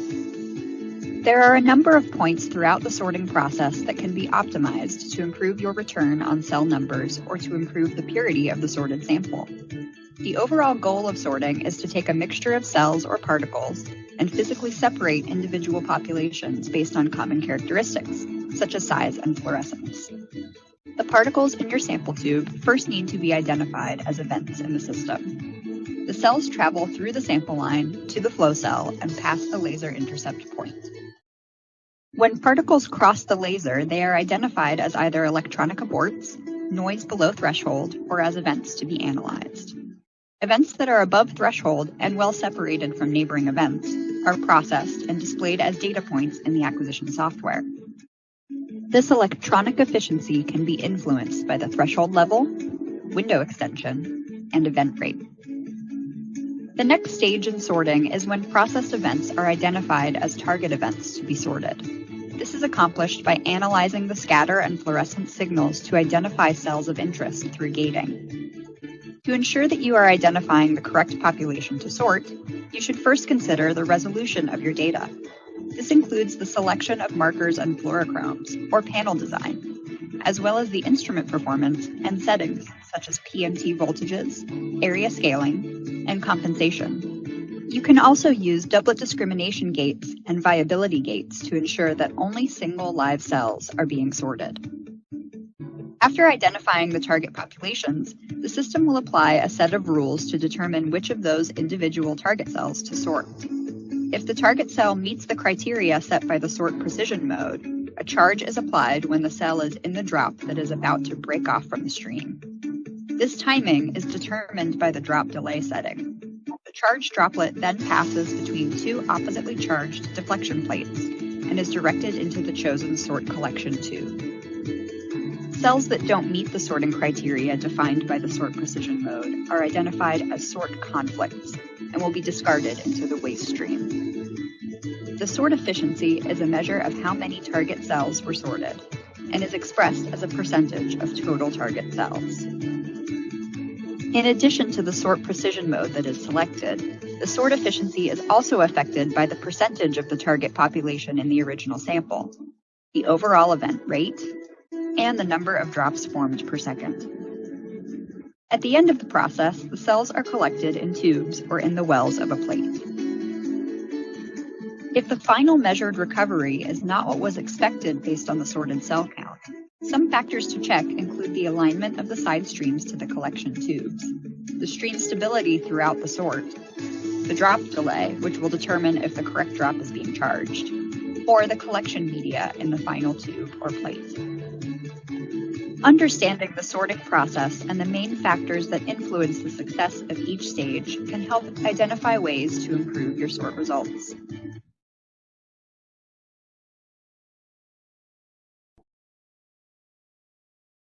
Now I will show you one data set which we have already seen in the previous session. So the peripheral blood was stained following the stain lyse protocol for these markers 3, 4, 45, 19 tagged with different fluorescent level antibodies. The idea was to get the singlet on the basis of area versus height scaling. So for better singlet, we'll further look for the further to ensure that we are dealing with the singlet within the side scatter plot. So these are singlet. These singlets were looked for the lymphocyte. Then we looked lymphocyte which are CD3 positive to identify T cells. Then T cells were further looked for the expression of T cell and cytotoxic. So this slide, what I am showing you is a pre-sort slide. Now the next slide is the post-sort. So we wanted to sort the T helper and cytotoxic T cells. So T helper cells, after sorting, a small aliquot was rerun to check the purity. As you can see, when we sorted the T helper cells and when we are checking the purity by running it back, we are not seeing any event in the cytotoxic T cell region. This further confirms the purity. As you can see, it is 100% in case of T helper cell. Same was true for cytotoxic T cell as well. It is again 100% because there is no event in the T helper region. Now I'll play. So there is one more example. This was streamed with a PBMC by following the stream protocol for series D19845, and you have seen the same data set in the previous presentation. So idea was to sort the B cell, T cell, NK cell, different subset of the T cells. So it was 4-way sorting. We sorted B cells, NK cell, and different subset of T cells. And so the video which I am going to play, we have used the same data set, and the video was shot in the CCRF facility of AIIMS. So let's first understand how sort setup is performed on the instrument.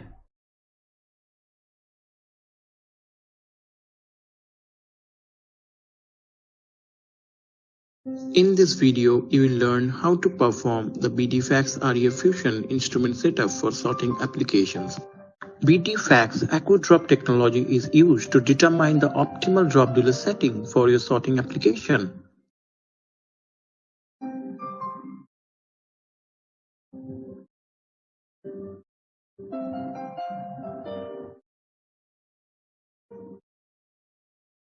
Take 500 microliter of sheath fluid in a fresh 5 ml FACS tube. Vortex the AccuDrop bead vial before use to ensure uniform suspension of beads.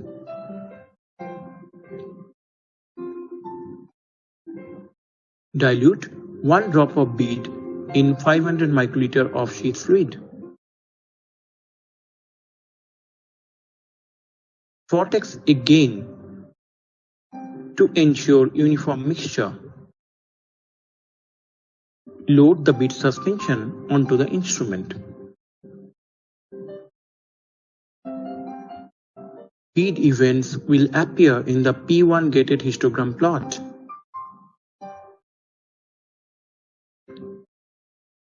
Turn on the optical filter to capture the AccuDrop bead fluorescence.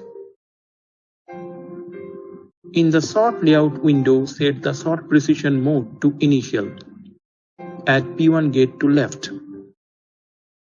Turn on plate voltage to begin the sort.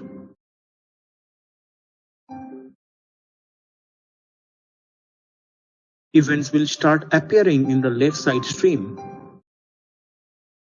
Adjust the drop delay value to achieve 100% events in the left side stream. In the sort layout window, set the precision mode to fine-tune. Optimize the drop delay if needed to achieve 100% in the left side stream and to complete the setup of sorting application.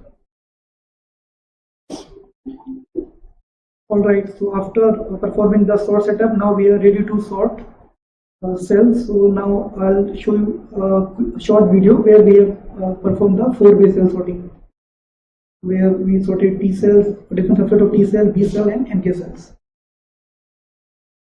In this video, you will learn the process of sorting 4 populations simultaneously using BD-FACS ARIA Fusion. In order to pre-check the position of each side stream before sorting the sample, turn on voltage and then test sort to validate the side stream position. Position of each side stream can be reset using voltage sliders. Insert 4 collection tubes into 4-way sort collection tube holder and install it onto the cytometer. The position of each side stream can be physically verified to ensure the collection of side stream populations during sorting. post pre-sort data analysis and gating, set the sort precision mode to purity in the sort layout window and assign population of interest like B cell, cytotoxic T cells, helper T cells, and NK cells onto individual site stream. Initiate the sort and collect the assigned populations into respective collection tubes. Sort progression can be viewed in the sort layout window.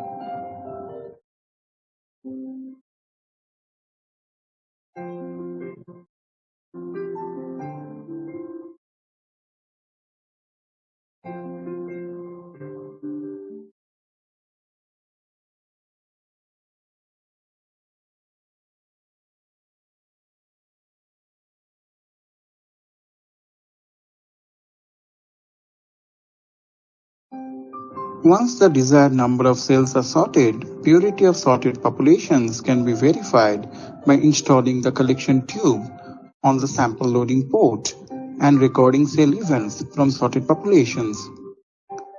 Like more than 99% purity is observed for sorted B cells and NK cell populations.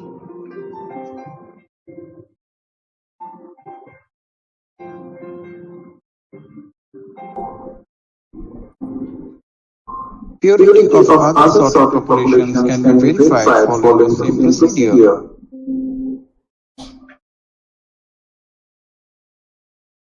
Now let me quickly take you through the tips to optimize your cell preparation.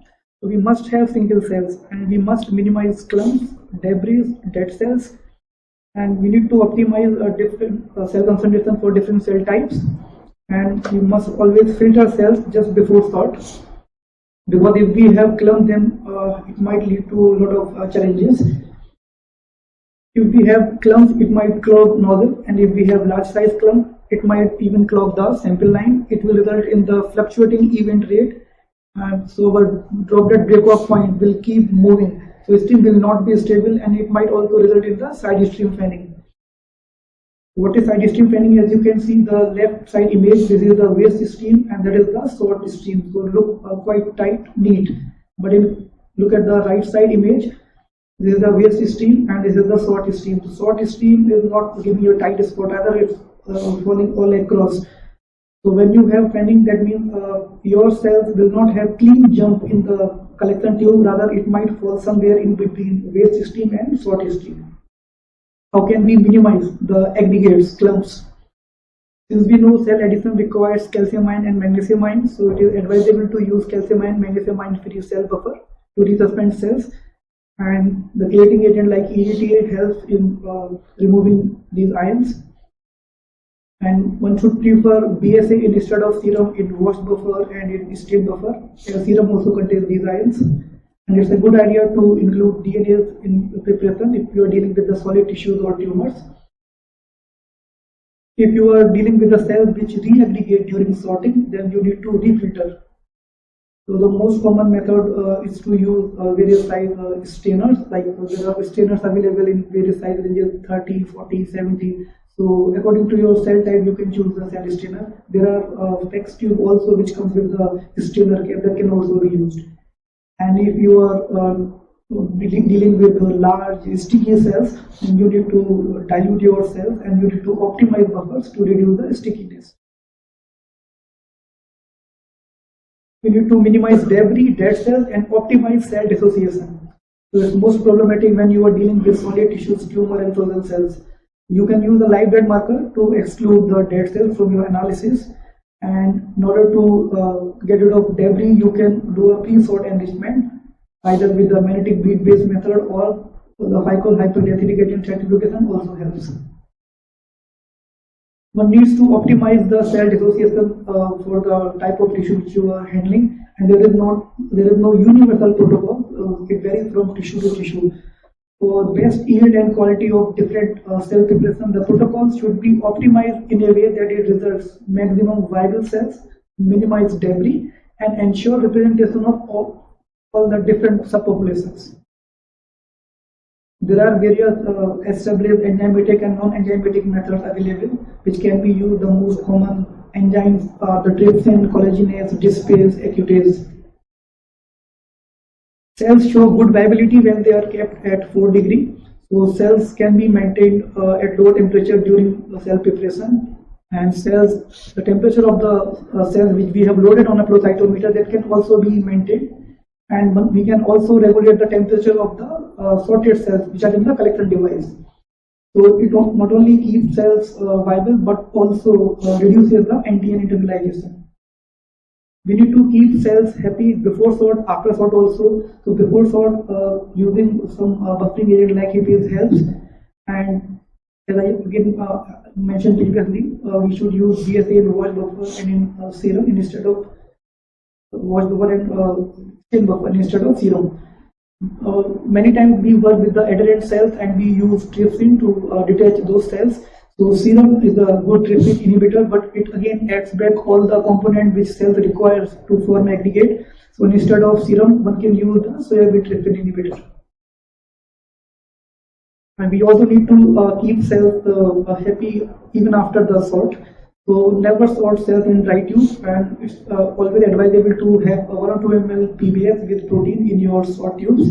And one should prefer polypropylene tube over polystyrene because of they are less sticking and less static. And it's a standard practice to coat the tube where you are going to sort fragile cells overnight with serum, and next day you can pour off excess serum, leaving 1 or 2 ml. And that tube can be used for sorting.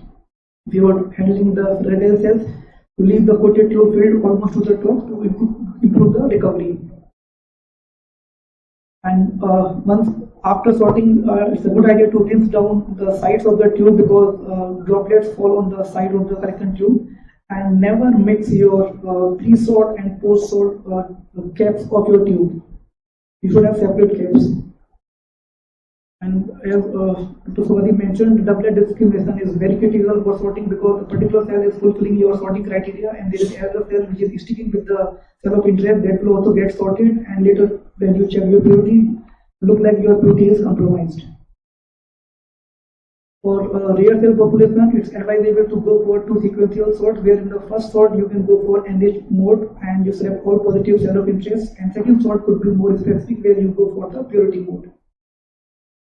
So after performing the sorting, there is a matrix to check how was the experiment. So how did it go? So purity, if you can spare a small aliquot of your sorted cell, it's a good idea to run it back to check the purity, the cells, and to check the cell count to understand the recovery. And if you're getting the viable cells, it's fine. If cells are not viable, then you need to use the large nozzle and you need to use the low sheath pressure. So the most important questions to ask before starting a sorting experiment: what type of cell do you want to sort? It's a cell suspension, solid tissue, and cell culture. Accordingly, a simple sample preparation protocol will change. Cell size, which will determine the size of nozzle being used, pressure and frequency as well. Fragility, again, it will determine the size of nozzle and frequency and pressure. And you also need to look at the sterility aspect of the cells if you want to reculture your cells. And you have to decide how pure you want the population. Whether you want to go for the yield mode or the purity mode or the more precise the single cell mode, and you are sorting in a 96 well plate. How many cells do you need to sort? What is the frequency of the population? What do you want to do with the sorted cells? So that way you will choose the collection medium. So before setting up sorting experiment, it's a good idea to discuss following properties of the cells with the application scientist of CCRF. You must discuss the cell dimension, so that way they will know what size of nozzle is to be used, and cell type or tissue, again it will determine nozzle size, frequency and pressure. And most importantly, you must know what is the configuration of the instrument, because accordingly you will choose your reagent for the multiple experiment, and you will also prepare your single positive controls for doing compensation. And you must know the frequency of the target populations. Which mode you are going to use, that you also need to discuss, and how many cells do you want to sort. So you must do the homework. You must do to back calculate from how much sample you want to start to sort those many cells, and accordingly you will have to book appropriate time for sorting. And at the end, in which device you are going to sort. You're going to collect your sorted cells in the tube or in plate or in slide. All those aspects you need to discuss.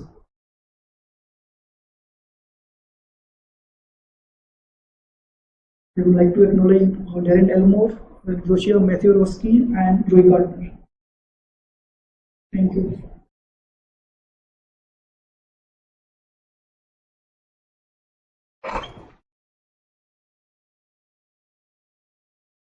Thanks, Vinay. So we now come to the last, but it's a very important talk of today's webinar. That is how to use and reach FACS facility by Dr. Jayant Kumar. Dr. PPT CB. Dr. PPT.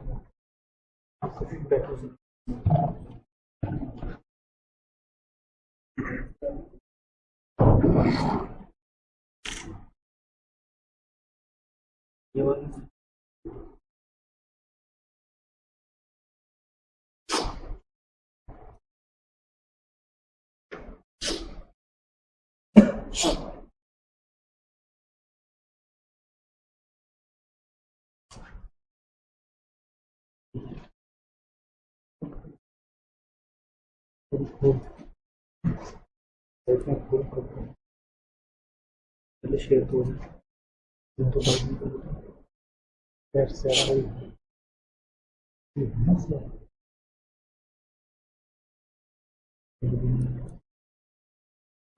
इसके बदल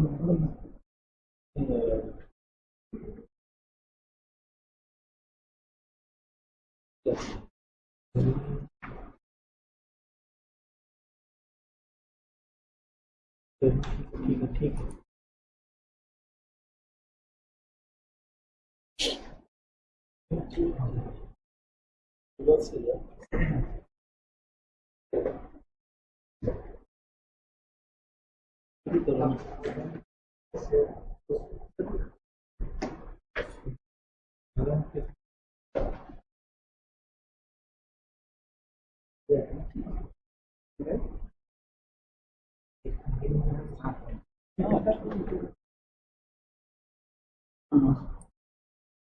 Hi everyone. So now I'll be giving you a brief overview of how to utilize the shared FACS facility. So, the centralized core research facility was set up to for all the researchers of AIIMS to use all the high-end equipment. So today we are focusing on the flow cytometry. Now, where is this located? As most of you would already know, this is located in the 9th floor of the convergence block.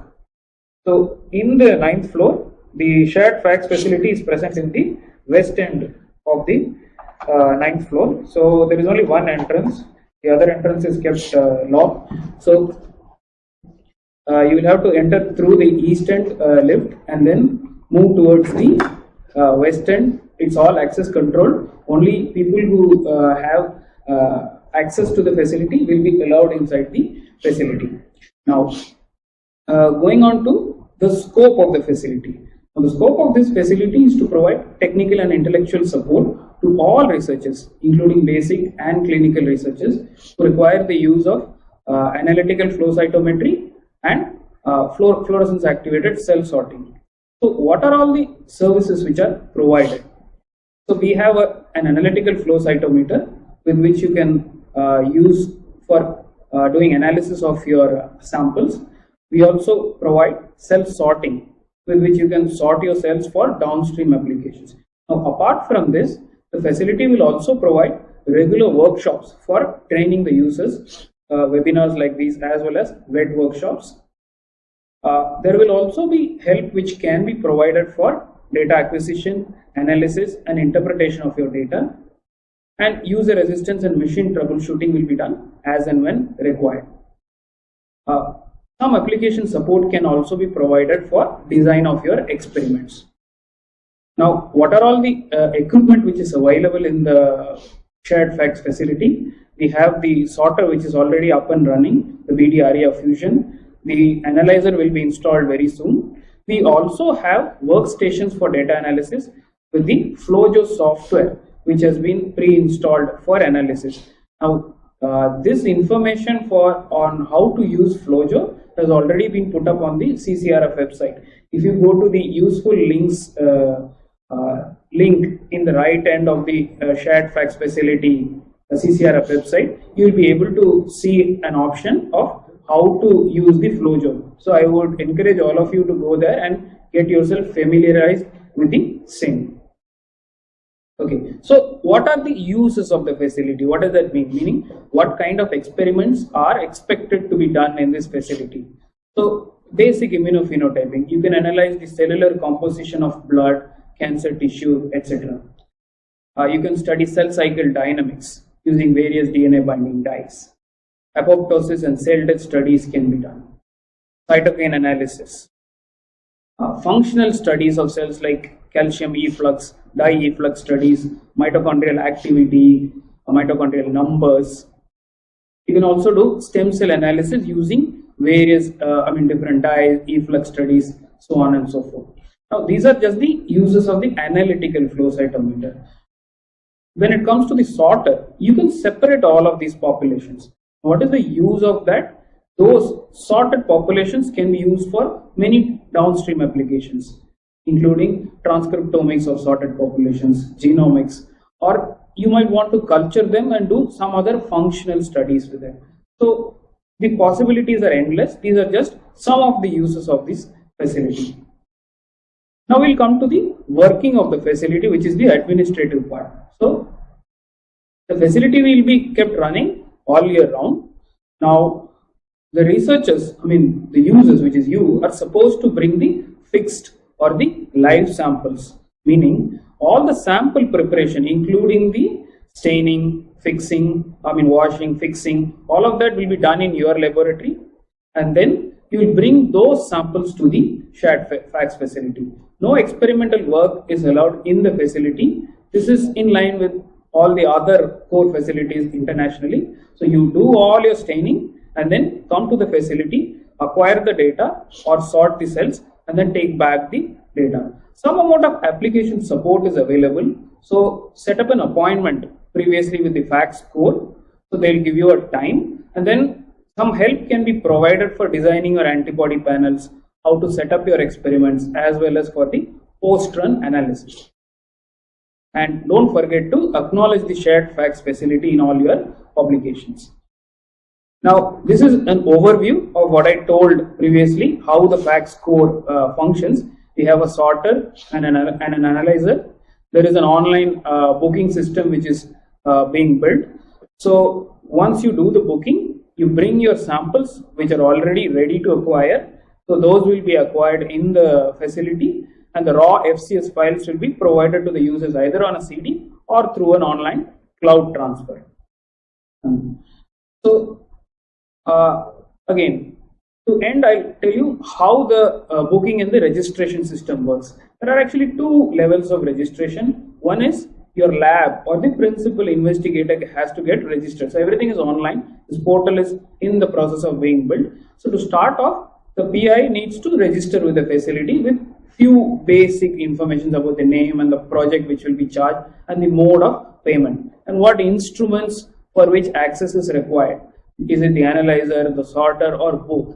So once this is approved, the facility will provide a lab login and a password to a lab, which is unique to each PI. Now after that, the students and the staff from that lab can then apply to get registered. So they need to attend the training workshop which will be conducted by the facility. So once they clear the workshop, then the facility will provide access to them after verifying all the details. This will be renewed yearly. So once the researcher wants to apply, they'll have to provide their credentials and the lab to which they belong to. So, and again, the instrument for which access is required. And once their PI approves that, and we will verify the details and provide you with a username and a password with which you can enter the facility and utilize the machines. And once you get the login ID and the password, then you will get access to the online booking calendar. So there will be a calendar which will show what slots are available for the sorter as well as the analyzer. So during the booking, there is an online form which you can see on the right, which you have to fill in. Now this actually gives you all the information about what type of cells you want to analyze or sort. Is it human, animal, or Is it a cell line? What safety level? Have you taken clearance? Have they been infected with retrovirus or lentivirus? Are these toxic? And then if you're going to sort, you will have to tell the approximate size of the cells so that the facility can prepare the appropriate nozzle which would be required for you for the sorting process. So, and what fluorochromes are likely to be used by you. So once you fill all of this, the details will be verified and the booking confirmation will be sent to your email ID. Still, if you have any doubts regarding this administrative process, this is our email ID. This is also on the website. So you can drop all your queries onto this email ID.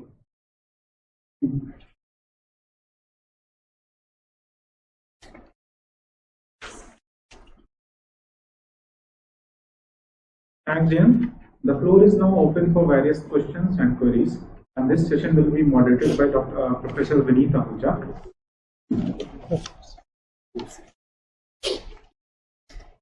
Thank you, Rupesh. Now you would all agree that we have had an excellent session. 2 hours. Thank you, Rupesh. Now you would all agree that we have had an excellent session. 2 hours whereby Professor Mitra and his team took you not only through the fundamentals of FACS, I would say they start from history of FACS, fundamentals of FACS, basic applications of FACS, and James wrapped it up very well by telling you how you can utilize this facility. And I must compliment the whole team for all the hard work they have done, and I would say they have set up the facility very beautifully. Now, since the session is running a little late, so we may not have time for many questions. We will take 2 or 3 important questions. So my first question is for Professor Mitra. Now, when it comes to clinical samples, often you say that for FACS you would like to have fresh samples. Then you will process that very same day. Now, when you are collecting clinical samples, this would be a challenge because often you have one patient coming one day and another patient coming another day. So, is there a possibility that you can cryopreserve the samples and still have that accurate results subsequently when you are doing FACS? So this is I think very interesting and very relevant question for research, especially in biomedicine. You have to collect samples to define logistics, within a defined logistics from patients. So ideally, if you are not going for any functional assays, ideal will be to perform on the same day or as early as possible. But for phenotypic and some other purpose, if you fix the cell, freeze and fix the cells, then later on, maybe months after you do, there should not be much problem. Of course, you have to take certain precautions. I will come to that. But for functional assays also, you can do this with your understanding that it will be little bit skewed, because whenever you freeze the cells with stringent most revival, there will be some sort of cell death. 1%, 0.5%. And if you are interested in those subsets of cells who are very few percentage in your sample, you might lose some of the events. So with that note of caution, definitely even for functional assays also, stored cells have been used. And when cells are stored, very stringent protocol must be employed so that you lose as minimal as possible the cells. You don't want to lose any cells. And when you revive the cells, if you are going to do the functional assays, give some time to the cells to adapt into the post-revival scenario. So don't revive the cells and immediately do the functional experiment. Wait for some time in physiological temperature, incubate them for a while and so. So it is quite possible, and several great papers I have seen, they have used frozen cells, and this freezing, thawing has been improved, especially for FACS experiments. And one should be very particular about excluding the dead cells, those dead cells which during for the freezing thawing procedure. So if you exclude the dead cells, chances of erroneous data is also minimized. So it is quite possible, given the preference, that if possible, try to do it as fresh as possible, because that becomes physiologically very close to the real in vivo scenarios. But it is quite possible, it is doable. Then there's a very general question. Now there are many FACS machines which are available in many departments in the institute. the machine, the FACS sorter which you have, not the cell sorter, the FACS analyzer, analytical flow cytometry machine which you have in CCRF, what kind of advantages do you think it has compared to a general FACS machine? How do you think it is special? So, in principle, most of the FACS analyzers are more or less similar. But we have now, given the complexity of the biological phenomena, people have started moving to the more number of parameters. So, the machine which we have acquired for FACS analyzer in CCRF, it has got, I think, 18 or 20 parameters. So, that gives a quite good deal of heterogeneity study in the different cell populations. That is one advantage, and it is a very high-end equipment. It is going to be.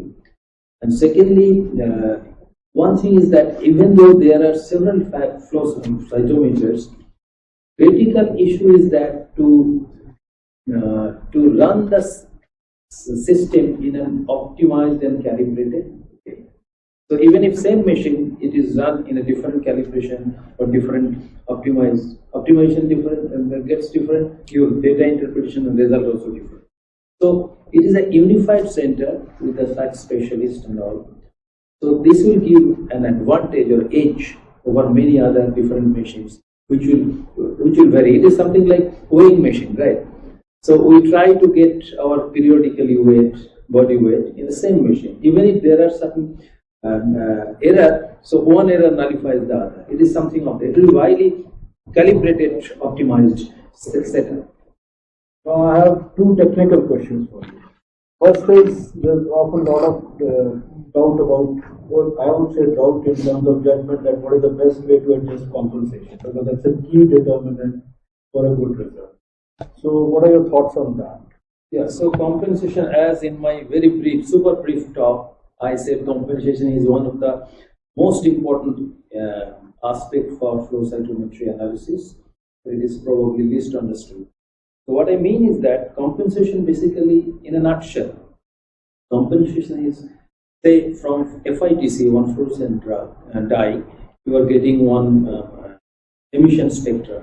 So many times it happens that we have different channels, different PMDs.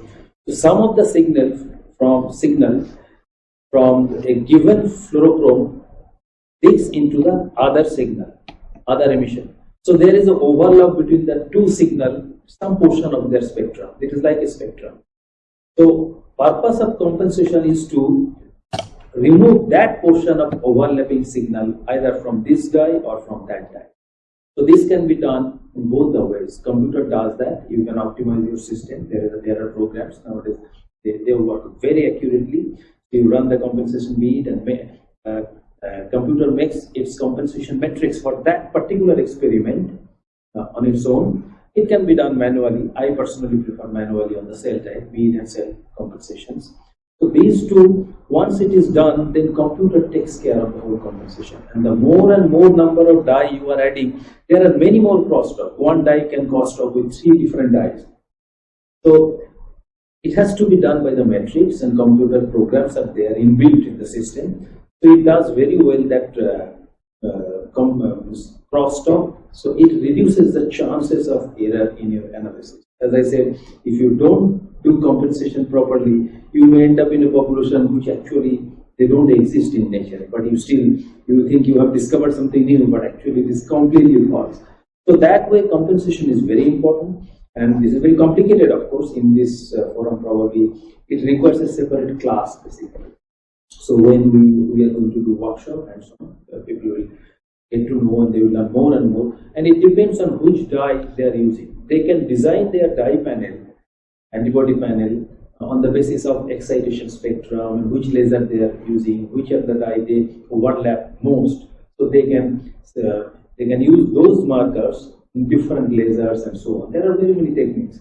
So those things will be clear when actively people participate. So you would advise people to come to you for deciding the antibody panel. It will be better if they are doing it. Yes, some because if 100 people starts coming to us, then we'll be probably overwhelmed. But we are ready to definitely give this sort of application support, and eventually our flow cytometry team stationed there they will be giving this kind of application support.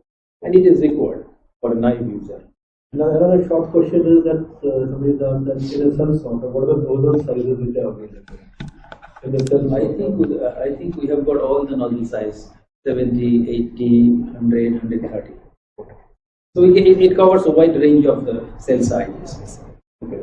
There are many more questions, but I think we are running short of time, so you are most welcome to approach the FACS subcommittee CCRF team subsequently with your queries. And I think it has been a wonderful session. I would like to thank Professor Mitra, Dr. Jayan, the whole subcommittee of Flowcytometry, Rupesh, and also the BD team. All of them have come up with very nice talks with, in a period of just 2 hours, they have dissected it very beautifully, right from concept to application. Thank you very much, all of you. Thank you for being here. Thank you, Vinit, for your presence here. It's really enlightening. Thank you.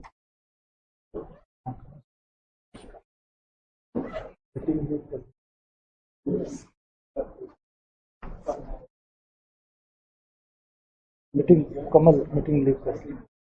Very nice.